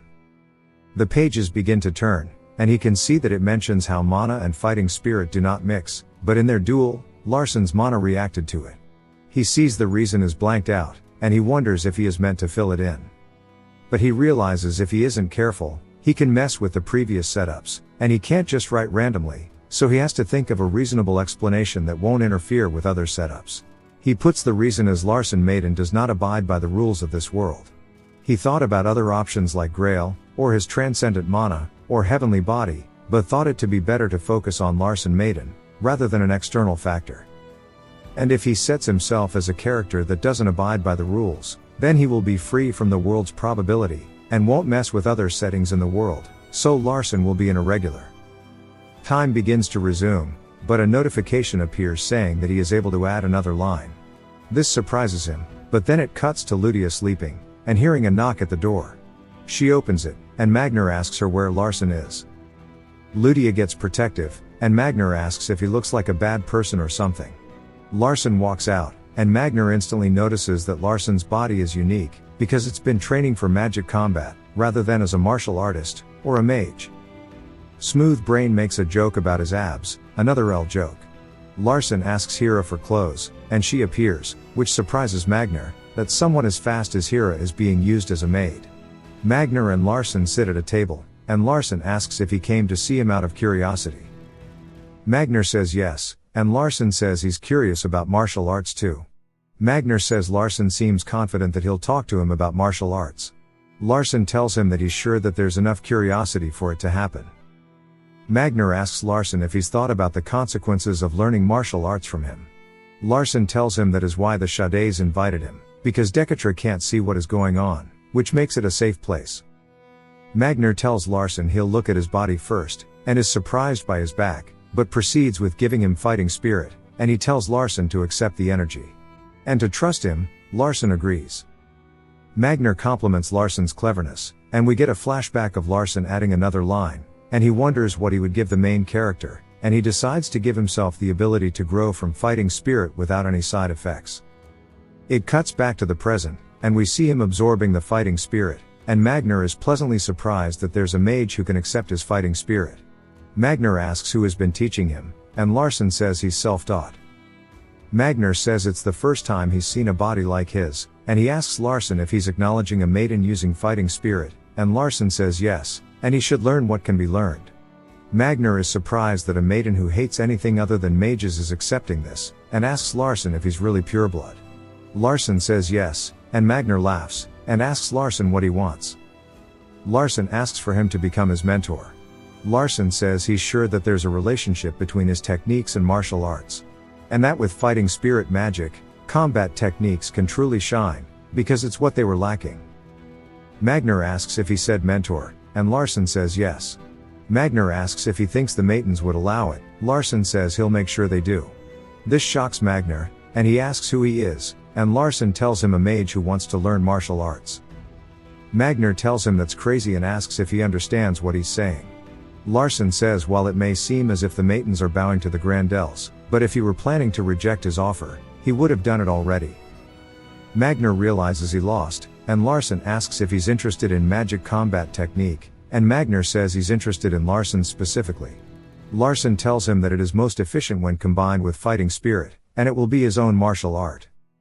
This excites Magner, and he realizes Larsen planned this from the start, and Larsen says he knew that he was paying attention, and he says while he wanted Rosalind to stop being angry at him, he wants to create a new martial art. Larsen tells Magner his plan is to stay at Sades while they keep him safe. Magner tells him the others will think he's a hostage, and Larsen tells him it doesn't matter because he's a brat, but he's sure his father will reap benefits from it too. Magner tells him it sounds insane, and he can't tell if it's because Larsen is a maiden, or just a freak. But he'll find out by himself, and he'll take him as an apprentice, and he'll take this chance to discover everything the Maidens have prepared, so take this chance and learn everything he can. It cuts to Hampton eavesdropping on the conversation, and crying while misunderstanding Larsen's intention, and thinks he is trying to create a world with the three great families united. Hira hands him a handkerchief, but it scares him. And he tells her she's going to give him a heart attack. She makes a joke saying if he dies that easily, he isn't qualified to be a shadow, and Hira informs him that Larsen will go back to the main family to make an official request, so they might have to risk their lives. Hampton says that is fine because it's a shadow's duty, and Hira asks even if the patriarch punishes him, and Hampton says he will protect Larsen, because he is his light. And she disappears again. It cuts to Larson talking to Ivelia. There is something he needs to tell her. She tells him to say it later, because these minutes are too precious, to say something too important. He asks her if she likes the flowers, and she says people are attracted to beautiful things, and he says he thought magic would be the most beautiful thing to her. She tells him it used to be, and we see her having a bad flashback of her melting some people's skin off, and she says it became the most brutal thing to her. And at least the flowers do not harm people. Larson tells her he'll gift her a bouquet of flowers next time, and she tells him hearing those words make her heart flutter, and she decides to listen to what he was going to say earlier. He tells her he plans to stay with the Shades, and she asks if he wants to become the patriarch, to which he quickly turns down, and says she can use her special ability to check if he's lying. She says alright and speaks enchantment table to cast her skill, and she tells Larson that he's sincere and asks what made him so eager then? He tells her he wants to live, and she asks what he means. He tells her that even the sixth brother is trying to kill him. She says the war is brutal, but they wouldn't take their own sibling's life. Larson tells her that even their father eliminated his siblings to claim the position of patriarch. She says even so, why do you want to stay here? And he tells her he wants to become stronger so he can live. She asks if there's another reason, and he tells her he wants to protect his mother and himself. This touches her, and we see a flashback of how she unconditionally loves her family, and for their sake, she is either good or evil, and she kills a child when she doesn't want to, but because it's for her family, she has to. While she loved the family, she hated the succession war, and decided to try her best to become the patriarch so she could stop the war, but for that, she needed a magic stronger than anything to obtain peace. And that she was a sorcerer who longs for it. He recalls her saying she killed a Balrog, and he mentions how she decided to kill a monster rather than humans. And he realizes the weight of being the author. To him, everything he wrote was just a book, but for them, it was reality. And while it isn't hard to write about someone being killed because it's just words, the truth is heavier than that. He calls out to her, and says if he wants to become strong enough to protect her, would she consider that pride? She is surprised and says protect me? Then laughs, and says it's the first time she's heard that, and she says speaking with him is always a pleasure. Then he asks her for help with father, saying he'll convince him. It cuts to a pavilion, and we see Larson and Rosalind sitting side by side. He comments on the classical music, and Ludia calls out to him, pointing to the cake, and is fascinated by it. Everyone tells Cassin happy birthday, he thanks everyone, and Ludia hands him a gift saying her father said it was a lucky pebble. Larson thinks it looks like a stone he saw on the side of the road earlier. Rosalind hands him a gift saying it is a sincere gift from her and her family. He thanks her, and she's happy he's speaking informally to her. Larson tells Cassin he hasn't prepared a gift for him, and Cassin says okay. Smooth Brain watches while eating cake, and Larson tells him he would like to stay here and continue sparring, even though it isn't a gift. Cassin is surprised, and Larson tells him he'll get his father's permission, and Cassin says it's an unexpected gift, and that it's always a good time with friends.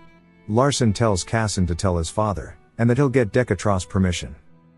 It cuts to them back at the warp gate, and Larson talks about how he had two objectives, one was Cassin by his side, and the other was to use Magner to his advantage. Cassin tells Larson to return quickly, and Larson says he will. Rosalind goes to say something, and Larson tells her he hopes they can greet each other with smiles the next time they see each other. She wanted to say it first, but doesn't say anything and walks off while Larson talks to Ivelia. She asks if he understands what he's doing, and that nobody can stop their father's anger. And he tells her he's confident. It cuts to the main estate, and we see Larson standing in front of a door, and he can feel a piercing cold. He walks into the room, and Decotra says no need to greet him, and he understands Larson wants to stay with the Shades. Larson says this is correct, and Decotra asks if he's aware of how this will look to outsiders. And he tells Larson if he can't make him understand his intentions, then he will take it as an insult. A dagger forms in his hand, and we see it as instant death for a mage third circle and below. He asks his father if he remembers the dog house of swordsmanship still an L joke. Decotra says yes, and Larson tells him he's met a boy named Cassin, and that he's vulnerable to relationships and emotions. Decotra says so? Larson continues by saying he's confident in his ability to turn Cassin into a dog. Decotra asks if that's the only reason for wanting to stay, and Larson starts explaining how to everyone else in the world magic combat techniques are useless, but he has seen the potential in them. Decotra tells him to continue, and Larson tells his father about his second circle, and how he has something special in his body. Decotra asks if it's the Holy Grail, and Larson explains that Grail is the reason behind his unique qualities, and that his body has reacted to the fighting spirit of the Grendels, and it's already slowly building up inside his body. And since he's already received an invite from the Shades, they already have a relationship, and since the descendants of the renowned families are interacting with each other, does that really seem like defeat? And that the Shades do not resort to battles of public opinions, and if they started a rumor saying they bent the maidens to their will, then he'll take full responsibility and unalive himself. Decotra says it seems like he's confident, and asks what's next. Larson kneels down, and says since they've offered their hand first in unity, he's sure that his father can figure out how the world will view them. And that absolute force and power are the most effective methods for ruling. But a warm embrace and humble stature are what make a true ruler. Decotra says if he uttered those words without having changed, he would have killed him, and tells him he will observe him to see whether or not he will possess the abilities he spoke of. Larson thanks him, and says he's sure to meet his expectations. But tells him that he's only 10 right now. Decotra asks if he's complaining, and Larson says he needs his mother's care, so please send her to the Shades with him. Decotra laughs, and compliments him for being able to move people. Decotra is pleased with him, but thinks it's unfortunate that his talent is magic combat, but finds it strange that nobody recognized him early on. Larson gets another status window mentioning how Decotra is suspicious of the probability of the world, and that it has partially collapsed. Larson is worried, because if it fully collapses, he will be obliterated too. It cuts to Ivelia reading in her office, and receives a knock at the door. Persia enters and asks why she's reading a book on basic magic. And Ivelia tells her it's nothing, and we learn that she's reading Alberto's magic book that Larson read. Persia says she wanted to tell her something, and Ivelia tells her she won't beat around the bush, and she plans to take care of Larson. Persia says it's funny, because she came to say the exact same thing. Ivelia wonders if father gave her a chance, and wonders if it's a matter of who can take the variable into their hands. Ivelia tells Persia it's none of her business. Persia says she called dibs on him a long time ago. Ivelia claps back by saying she'll act according to the commandments of Mana if she doesn't cooperate. Persia mocks her and says she'll fail, and tells Ivelia she's had several opportunities to injure her severely, and gives some examples. And if it were her, she would have made her crippled, but she didn't do it. Ivelia says that's her misunderstanding. Persia asks if it's really, and we see a massive light emerge from her office. It then cuts to Persia coughing up blood, calling her soft.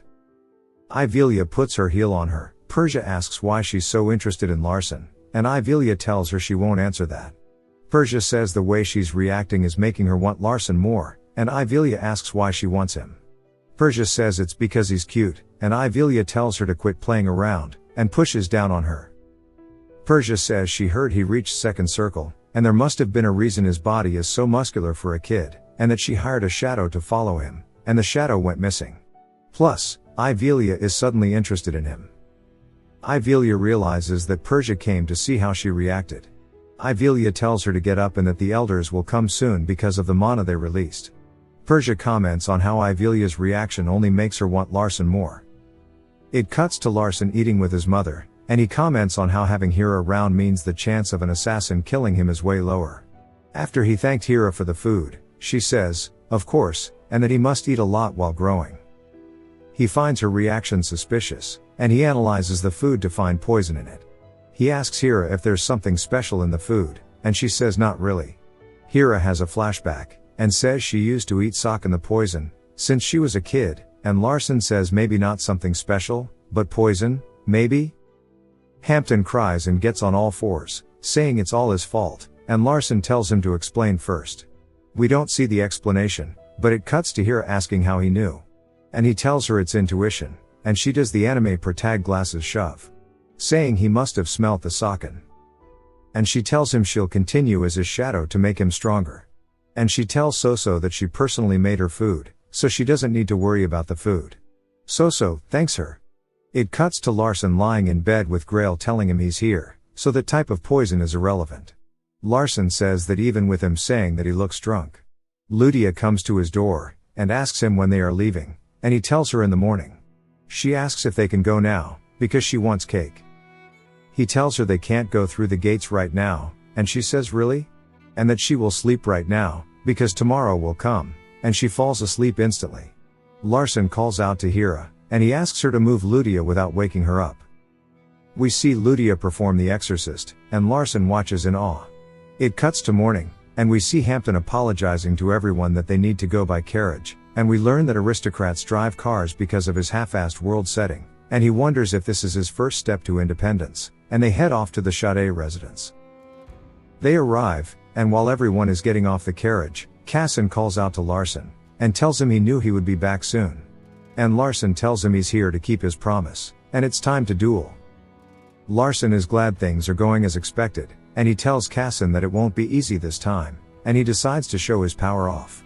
Larson mentions how he's changed a lot since first meeting Cassin, and now he's a second circle and much more proficient with his techniques. And now he has all of these other buffs, so it's time to see how he does against an opponent like Cassin. He realizes he can't beat him, because that's how he set up his character. No one can win against him, and he's a genius among geniuses, and he just makes other geniuses seem normal, but despite being so talented, he tries harder than others, and he combined hard work and talent to become the best. Larson realizes he must have also improved as well. Cassin starts with a thrust, and we see Larson dodge the attack, and Flow slowly activates. The two begin to charge at each other. Larson notices his movement, and realizes what his next attack is. And he realizes if he dodges, Cassin closes the gap, and that he's fast enough to make Flow slowly useless. Cassin uses sword ki, and while it might have been an accident, it's good for Larson. Cassin realizes it too, and Larson realizes that Cassin has let his guard down, so he uses it to his advantage and rushes in. Cassin backsteps to dodge, and Larson decides to push in further. Cassin thinks he has the advantage and is going to try to make use of it by attacking Larson. He sees Larson imbuing his fist, and readying a punch. Cassin puts his sword up to block, and Larson hits it directly, creating a shockwave of mana to explode from their clash. Magner and Karsha are surprised. And Cassin realizes that if he lets his guard down, he will lose. He asks Larson how he grew so quickly, and that he's like a completely different person. Larson says it's too early to be surprised yet. Magner comments that if it were Rosalind instead of Larson, the duel would have ended on Cassin's first attack. Cassin slashes his sword again, and Larson narrowly dodges it. Magner wonders what it would have been like for Larson to be born as a Grendel, but regrets having the thought. Karsha says if Cassin were fighting with killing intent, then it wouldn't last long, but it's surprising that Larson can predict his movement. And he chose to charge forward into Cassin's sword ki, and use that chance as an opening. And he wonders what message Decotra is trying to convey through Larson. It cuts to both of them being gassed out, sitting back to back. Cassin comments on how fast Larson's growth is, and Larson tells him he's still lost. Cassin says it doesn't matter, and he's very happy that his friend got stronger. Larson realizes no matter how fast he grows, due to Cassin's setting of being peerless, he will always grow faster than Larson. He tells Cassin not to be too happy, because they may be enemies one day. Cassin asks what he means, and Larson tells him that it's because he's a maiden, and Cassin is a Sade. Cassin says it doesn't matter, because they are friends. Larson replies that while he will continue to think of him as a friend, they cannot be free from the world in which people fight for power. Their conversation is interrupted by Karsha complimenting them both, and saying he's proud. Larson tells him he wishes to become stronger, but not just stronger in general, but stronger than Cassin. Cassin watches, and Karsha tells him that is why he will make a great rival, but asks how he intends to do that. Cassin tells him he is planning to learn from Magner. Now Magner is in a rough situation, but he realizes due to the public setting they are in, people might misunderstand what it means for Larson to be Magner's disciple. Magner asks if he has his family's permission. Larson tells him he does, and that he plans to work in harmony so the two families can share their knowledge. Karsha is surprised because Decotra would normally never allow this. Magner tells Larson there's a test he must take. A window appears saying that the test is to hunt either a red tiger, or a white tiger, and adults cannot help. He tells Magner he will hunt a white tiger, and he asks if Cassin can tag along since he isn't an adult. Magner tells him he never gave him an option on the tiger, and he will be hunting a red tiger. Larson quickly agrees, and Magner realizes he wanted to hunt a red one from the start, and that Larson played him. He calls him smart, and he realizes he may have bit off more than he can chew. It cuts to the gang talking about how the trip will be like camping, and we learn they are going to a city called Garen, and that it's near where the red tigers are. Ludia asks if she can tag along to play, and Larson says they aren't going to play. She says she likes camping, though, and he tells her he'll ask Magner. They arrive at Garen, and Ludia falls to her knees, complaining about hunger, and Larson tells her they can go eat nearby and to get up. They are surprised by the lack of life in the city, and when they go to ask a citizen about it, he is scared, and he tells them to evacuate because bandits are going to appear. Ludia tells Larson she's hungry again, and he knocks on a door, but nobody answers. And he wonders what kind of bandits would cause the city to act like this. They immediately feel bloodlust, and a red tiger greets them. We see Clifford, and we see someone riding atop it. Larson uses Heavenly Eye and we learn the man is named Caden, and that he's part of a giant bandit group, and eventually becomes their leader. Caden asks who they are, and Cassin asks if he's the leader of the bandits. Caden points to himself, asking if he's asking him, and begins laughing. Cassin asks why he's laughing, and Caden says he isn't a bandit. He just enjoys hunting humans. Larson realizes if they fight him, they will die, and he tells Caden he doesn't know who gave him permission to hunt here. Caden replies he doesn't need permission. And Larson tells him the city should have high-ranking swordsmen here, so how is he able to run around freely? And Larson comments on how it's one of two options, either it is a secret deal, or the awful probability he created. Cassin tells him they are coming, and we learn that Larson was right, and the probability is screwed. Time begins to slow down, and he's given the creator's privilege again. He writes down something in the blanks, but it isn't shown. Time unfreezes, and Clifford roars while leaping at them. They all dodge it, and Larson says it's faster than he thought, and he's glad they aren't hurt. He tells them that it's obviously a red tiger, and if they are hit by it, they will die. But as Larson goes to explain about Clifford, he is interrupted by Ludia casting a fireball toward it. And he says if she gets rid of it, then they can eat. And hurls her fireball toward Clifford. Caden sits there calmly, and Clifford just eats it. Caden offers them to join the bandit group, and Cassin says he has no intentions of joining bandits. And he will kill anyone who terrorizes the citizens. Caden asks if he's really ready to die here. Larson yells out, saying no matter how he thinks about it, this is odd, because he isn't asking who they are even though he's attacking them, though he already did. Larson smirks, and it flashbacks to the setting he wrote, and we learn that he wrote the reason Caden is hunting is that he is creating a test. Because from the start, a test had been planned, and even Rosalind went through this. Larson tells him he already knows who they are, and that the reason he's acting like this is that he has faith in something. And while Larson talks about what he has faith in, we see a portal form, and Ivelia emerges from it. Larson and Cassin watch, and Cassin stares at her in awe. Larson says he knew things were strange, because things were going too well, because the managers in charge of gates are third circle magicians, so it wouldn't make sense for bandits to be able to harm a maiden business. And it's even stranger for everyone to lock their door and run away. And that Caden isn't even a famous villain yet, and he might not have even hunted a human yet. And that a city like this isn't one where you can do these things under the guise of a test, unless it isn't Garen, but a fake subspace, and the only person who can do that is Ivelia. She asks when he noticed, and he tells her when everyone began hiding, and she asks if the fight with the tiger was for show, and he tells her yes, and he should show motivation for the test. She asks what Magner thinks, and he tells Larson he's passed. Caden jumps off Clifford and says as expected from the renowned families. And he kneels, apologizing for his rudeness, and Larson tells him not to worry about it. Magner thought Cassin would be the leader of Larson's little group because he's the strongest, and that it would be fun to teach him. Cassin asks if the exam was to test if they would be afraid in front of an enemy, and Magner says yes. Cassin says that must mean their guardians are nearby too, and Larson activates Heavenly Eye, and we see he is right. Larson is surprised by Cassin, and says if he weren't the author, he wouldn't be able to handle this situation at all. And he would have probably passed out from Clifford. Magner asks Cassin if he attacked the tiger because he trusted his guardians, and Magner says it's not a good answer. Cassin further explains that a wise man is not one who is alone. And if someone is only strong alone, they cannot obtain proper victory. And even if he is lacking, if he has trustworthy people by his side to make up for where he's lacking, then he would be living a meaningful life. Larson comments on how Cassin isn't embarrassed to say he's weak, and says that those Cassin trusts are his power. Ivelia says that's not something a maiden would think, but hearing him say it makes her heart wrench. Larson gets a notification saying a variable has occurred, but he cannot see it because his proficiency isn't high enough.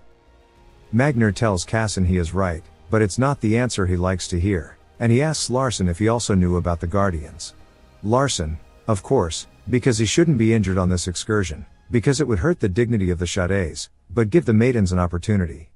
Ivelia asks about it, and she says it would be an insult to the maidens, and how would him being in danger be an opportunity for them?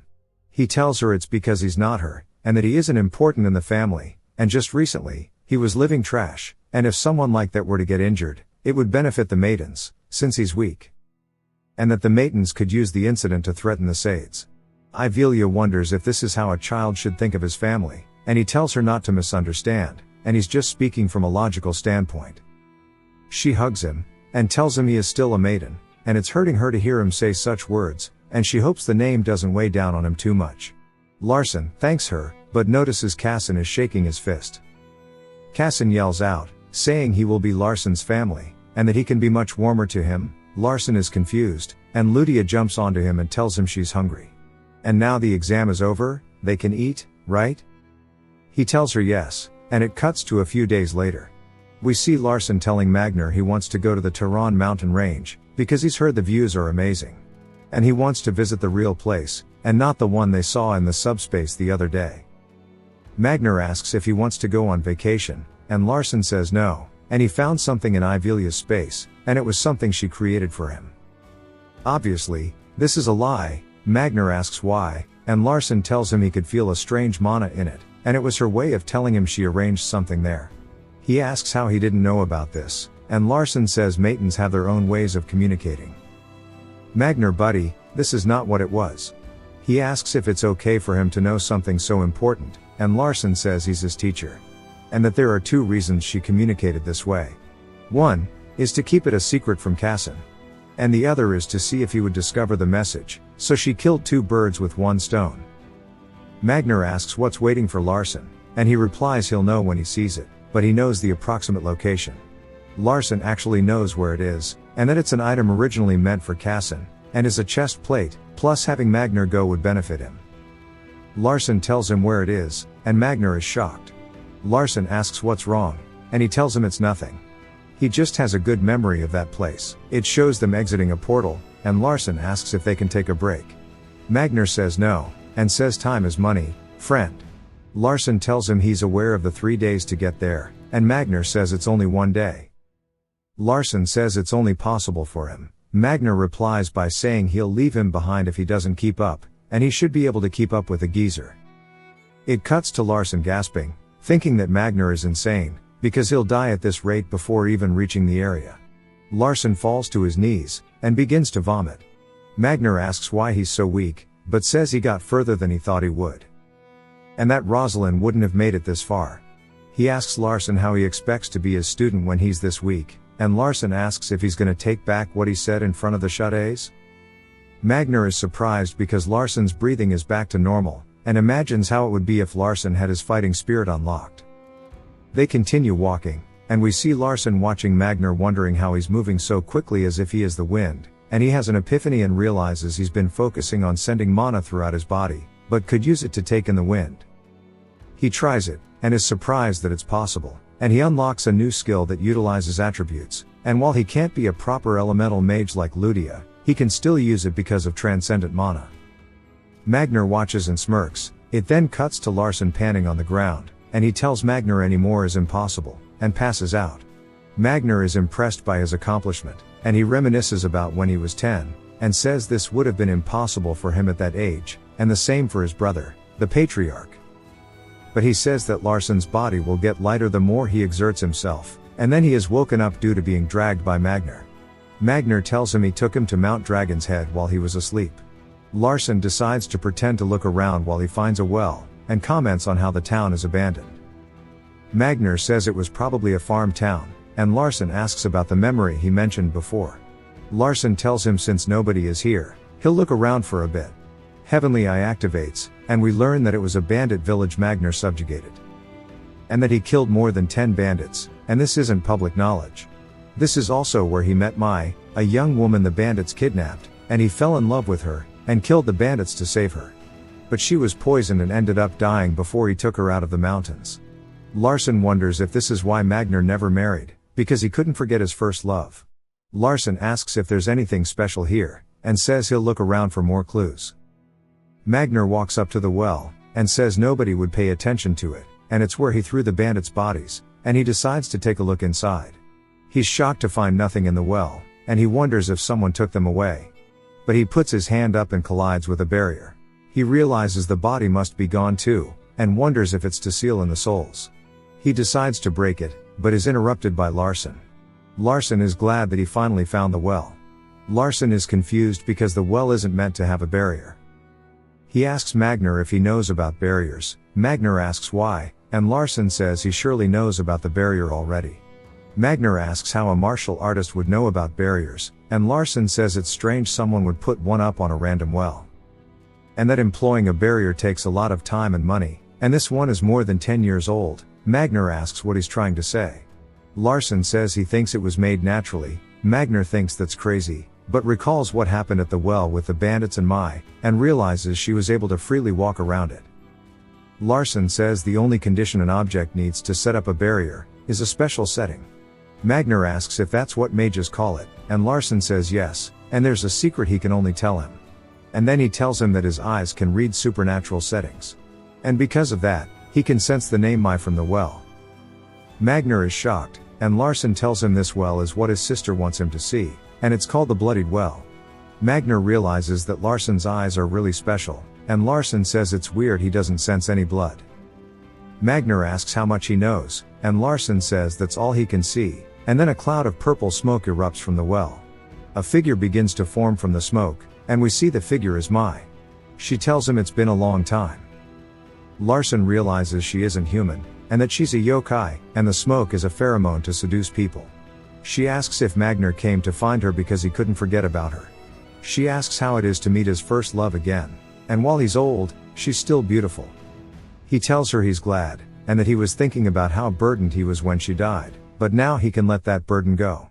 She tells him it's been a while, so why don't they have a passionate moment together?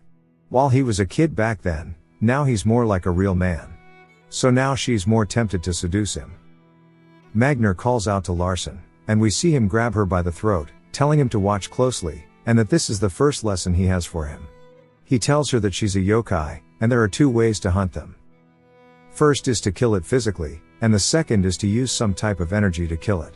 And what he will be showing him now is a basic technique in the Grendels, and it's one of their 4 basic volitions, called breakage. We see him emit a large amount of fighting spirit, and then punches a hole through Mai. She asks what he's done, and Larson realizes he didn't just hit her, but broke the space she was standing in. Mai asks if Magner is really trying to kill her, asking him how he could do this to her. Magner tells Larson to watch closely, as this is the first method. Larson tells him he understands and dashes toward her with his fist imbued with energy. He hits her, and she asks how he could do such a thing to someone so beautiful. Larson comments on how doing that made his chest tight due to mana, but once should be fine. Mai says it must be a competition, since only one of them can have her. And begins laughing while she slowly disappears. Larson stomps on her as she's leaving and asks Magner why he didn't kill her instantly. And Magner asks what he means, and Larson says he bet he didn't do it because he loves her. He bonks Larson, and Magner thinks that he's sharp, and comments on how the technique he used to defeat Mai was something a mage wouldn't be able to do, because they would lose their arm from all of the concentrated mana, and he doesn't know how his body withstood it. He tells Magner he'll teach him something else. Next, Larson asks if he can guess what it is, and Magner says yes. Larson asks if it's about hiding his eyes. Magner asks why, and Larson says that his siblings will be envious. Magner wonders why Larson trusts him so much, and how such a unique person came from the maiden family. Before going into the well, we learn that it is an artificial dungeon, and Larson tells Magner he thinks it's a naturally forming one, and then jumps into the hole. Magner stares for a second, then quickly jumps in after him. Magner is surprised by how deep it is, and realizes that the bandit thing was a manipulated memory, and wonders how such a powerful yokai wasn't discovered, because Ivelia wouldn't have left it alone. Larson sees a window about the character settings destroyer. Doubting the probability, he realizes it's Magner, and another message says the probability is being degraded. This shocks Larson, and he receives the creator's privilege again, and the blank he needs to fill in this time is why nobody found the well after 30 years. And now Larson needs to write something that isn't too far from how Cassin originally discovered it, and he writes that only those with the heavenly eye can sense the well. Now the probability has been filled in, he waits for the second line, but nothing appears, and he wonders if it wasn't a perfect answer, and if this happens multiple times, the world may break. They land at the bottom of the well, and we learn it is the nest of a 1,000-year dragon. Magner asks Larson why he doesn't use magic, something like explore or investigate. Larson tells him he's only a second circle, and you need to be a third for it. Magner wonders how he's alive with a third circle's mana. Magner asks if they should check for other threats, and Larson says she wouldn't have tested him beyond his capabilities. Magner asks for him to make light with magic, and Larson nervously tells him unnecessary mana isn't good. They continue walking down the cave, and Larson realizes it's humid, so it must be near, and he finds a pond, and they hear a voice saying to go back. Magner asks why she put this here, and Larson says it's just a toy she picked up, and it's called a bronze giant. Magner jokes about it being small for a giant, and Larson tells him it's about average. The giant tells them to go back again. Magner tells Larson he will lose if he were to fight it. Larson tells him, of course, but he cannot give up here. Larson realizes if he makes one mistake, it's over for him, and that in the novel, the giant's fire strike severely damaged Cassin, and we see Larson dodge the attack. He is saying he won't be hit by it. He gets into the water and says he will bring down the giant in a single strike. Magner watches and thinks something fun is about to happen, and we see the giant imbues his sword with fire, and swings at Larson. He dodges most of it, but is burnt on his back. And he says it's nothing compared to what Cassin dealt with in the novel. The giant rushes in, and he says this is his opportunity, and while Cassin charged it directly, he can't do that.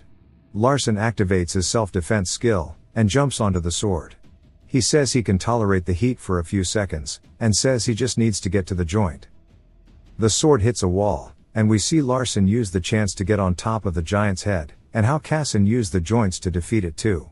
He decides to try the skill Magner taught him, but an arrow covered in poison grazes his back. And he realizes he focused too much on the giant. He is slammed into the wall and falls to the floor, but we learn his attack actually took one of the giant's arms off. As he was dodging the giant, he concentrated his mana on his fist, and deflected the sword, which is what sent him flying. He asks Magner for help, saying he's used all of his mana, and Magner says fine since he gave him a good show, and that he will give him one too. The giant swings at Magner, but Magner tells the giant to fall apart, and we see a giant explosion. Larson says this must be what the world setting mentions. Supreme Being's words are laced with authority, and he wonders if he can truly survive here. It cuts to outside and we see Hira and Hampton running through a forest, and he asks her if they can rest. She barks at him for being weak, and he tells her she's just strong. She tells Hampton to wait, and we see her in front of the well. She has a flashback to Larson telling her where they will be, and that the well will be the entrance to the dungeon, and to find him. It goes back to Larson and he's telling Magner he should have helped him earlier, and he tells Magner if there's a guardian there must be a treasure. He tells Magner he'll lead the way, but asks if he also noticed the giant was covered in a weird oil. Magner is glad he noticed, and we learn the oil is to prevent degradation, and Larson says it's strange that it was rusted even after being coated in the oil. Magner reminisces of a flashback of him and Ivelia when she was a kid and he's reminding him of her. Larson says the path must also be filled with poison since Letten is weak to it, and the giant was rusted. Magner tells him he's right, and he warns Larson if he consumes the poison he won't be able to move his arms or legs anymore, and he can't do anything since he isn't a mage. Larson tells him he's prepared something just in case, and it cuts back to Hampton above the well looking in, and Hira Spartan kicks him into it. That kick was definitely personal, and Larson tells Magner if there is poison there is an antidote. Hampton and Hira land at the bottom of the well, and he cries while asking if she's trying to kill him, and she threatens him to get up already before he really dies. She leads him to Larson, and they greet Magner. Larson tells him that Decotra put them under his care because he is lacking so much, and Magner comments on how a normal person has an aura to show they are weak or strong, but someone without an aura is scary. He compliments Hira saying she is the best assassin he's seen, and she says if he's seen the others then they are dead, so she is the best. Magner asks if Hampton has poison on him, and he says yes. Hampton catches some strays from Magner, and Magner asks when Hampton is going to get rid of the poison, and Hampton says he cannot get rid of it, but he can make an antidote. Larson pats his head and thanks him. And Hampton says of course while smiling. Hampton tells Larson if he holds the antidote in his mouth he'll be able to resist most of the poison, but not to swallow it. Magner and Larson head into the poison, and we see they've arrived at where the chest plate is located. Larson spots it on a pedestal, and we learn the armor is like an extra life. And he sees a message appear saying only the successor can read this, and since Magner isn't saying anything only he can see it. He realizes that because of this there are things in the world he doesn't know about despite being the author, and he puts the dragon chest plate on, and we see it change into a form of mana. It cuts to Grail in a cozy blanket saying it feels nice. Larson thanks Magner, and Magner says if he wants to thank him then pay him. It cuts to Larson and Cassin in a bath and Larson is telling him about his new armor. Cassin is excited about it, and Larson tells him to punch him, and Cassin says it would be better to test with a sword. We can hear them talking, and we see Smooth Brain outside wearing a floaty tube wanting to play too. We learn the durability of the chest plate can be recovered using mana, and Larson asks Cassin to stand guard while he does some breathing techniques. Cassin is happy about stabbing his friend, and thinks this is what a hero's friendship is like, and we see Larson using mana to repair the chest plate, and he thanks Cassin for guarding him. And Cassin says no problem, and he will see him tomorrow. Larson calls out for Hira, and asks if she wants to try stabbing him for real, and she tells him if she does it for real he will die. And he tells her never mind. She tells him that he must become strong, and he tells her he will. Then we skip an entire year ahead. We see the mountains behind the Sade house, and Magner is saying that now the basic stamina training is over, and they are talking about training. Larson is surprised and calls out to his sister, and Magner says he won't be deceived this time, and Larson tells him he isn't lying this time, and Ivelia greets them. Larson tells her he missed her. We learn he wrote her a letter, and she tells him she wishes it wasn't respect, but affection, and love would have been nice. She laughs and asks if he wants to leave Ludia with her, and he tells her yes. And we see that Ludia has been fighting with monkeys over bananas. She asks if he's asking for her to raise someone who isn't a maiden, and he tells her that she's tied to him by a special contract, and she has to obey him, and he also has to obey Ivelia. She asks if he's saying he'll work under her, and he says yes, if she will let him. She asks him what he's been doing for the last year, and while he hasn't grown as a mage, he tells her he focused on making himself a better vessel for purer mana, because his techniques pressure his body greatly. And he has been creating a vessel that could withstand that pressure. She yells out to him, asking who he thinks she is, and he tells her that she's the best candidate for patriarch, and she says that she isn't asking about his mana, but what he's done over the last year. He realizes he misjudged her, and asks if she wants to have dinner with him as a family, and she likes to hear that. And he tells her he will get her flowers too.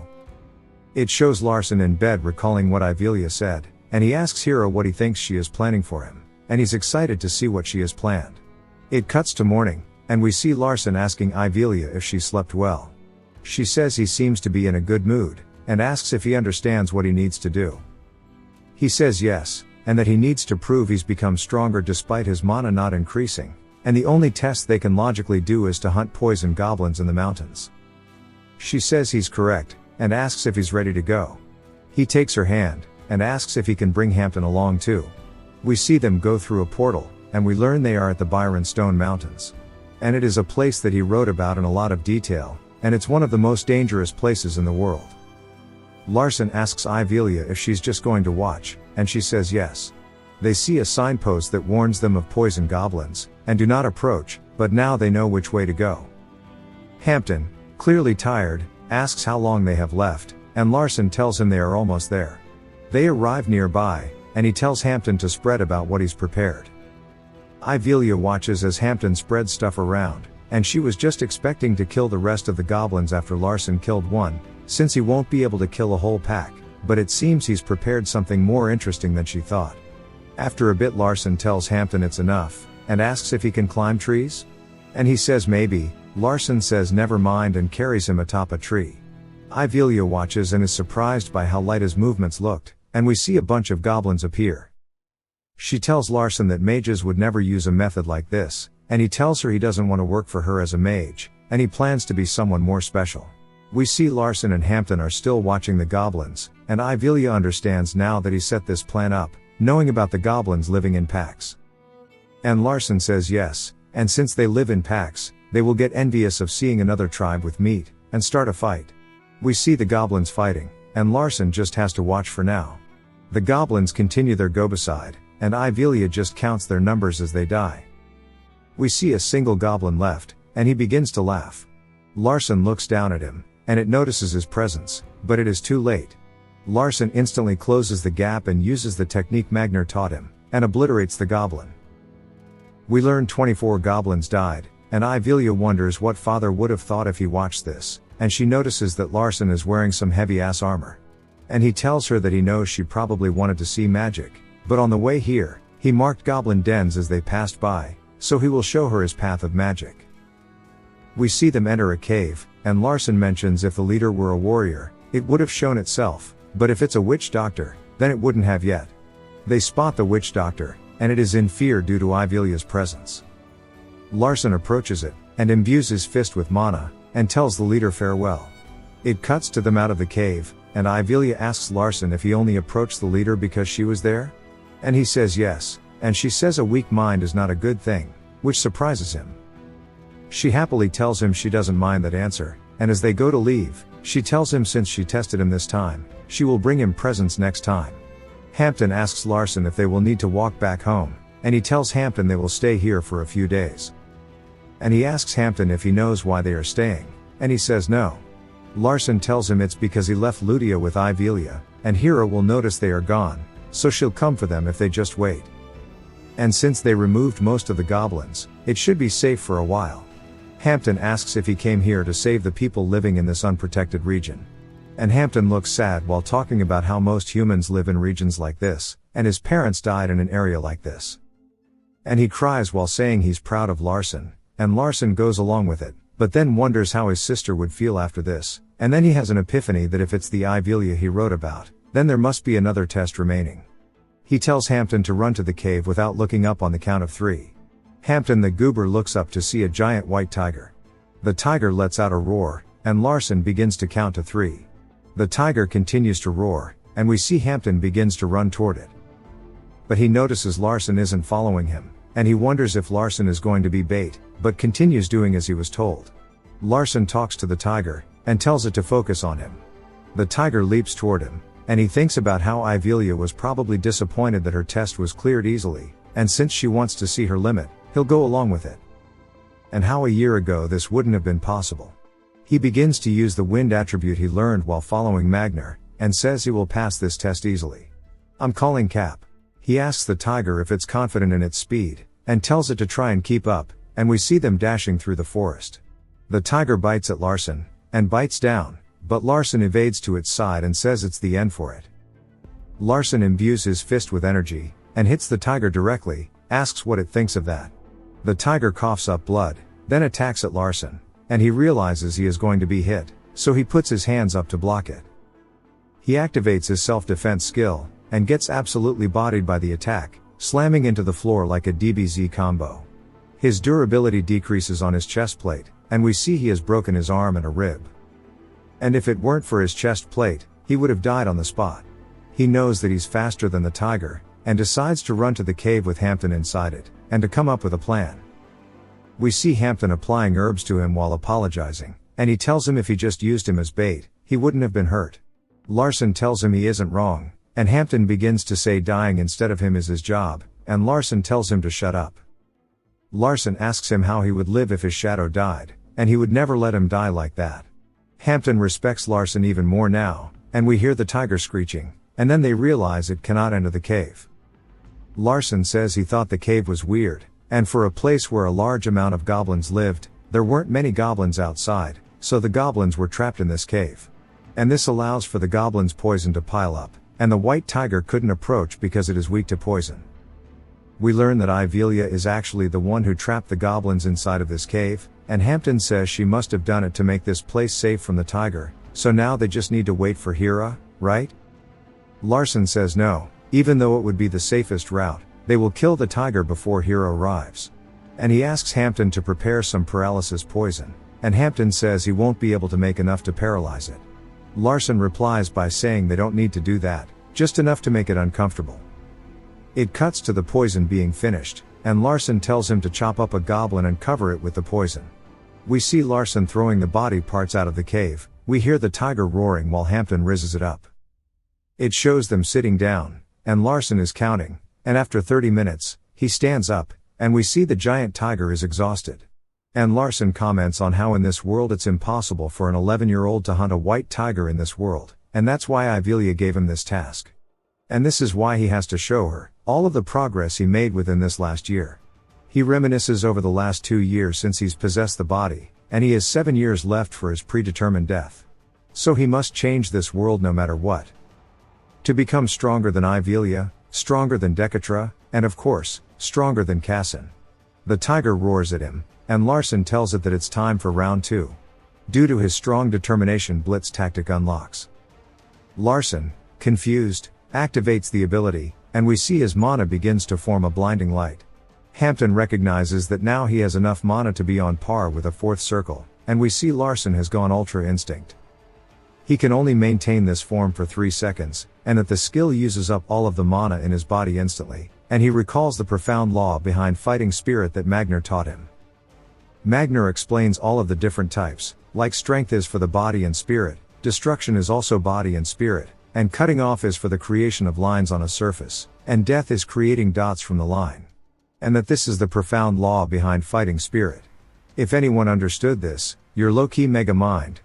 We see Larson with a bucket of water on his head, and he tells him he has no idea what he means, and Magner says it's pretty much possessing a will, and that the laws will react to it. And asks if he wants a demonstration. Larson asks what he means, and Magner says if he punches the land, he can crack the continent they are standing on. Larson laughs, asking what kind of nonsense he is spewing, and we see Magner channel all of his fighting spirit, and Larson realizes he isn't joking and tells him to stop, but the bucket on his head spills.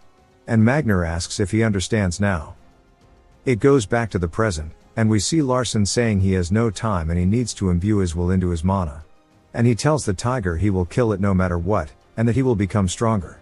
While powering up for a one-hit KO, Larson realizes that he only has 3 seconds left, so he dashes toward the tiger, but he loses his balance because of the increase in his physical abilities.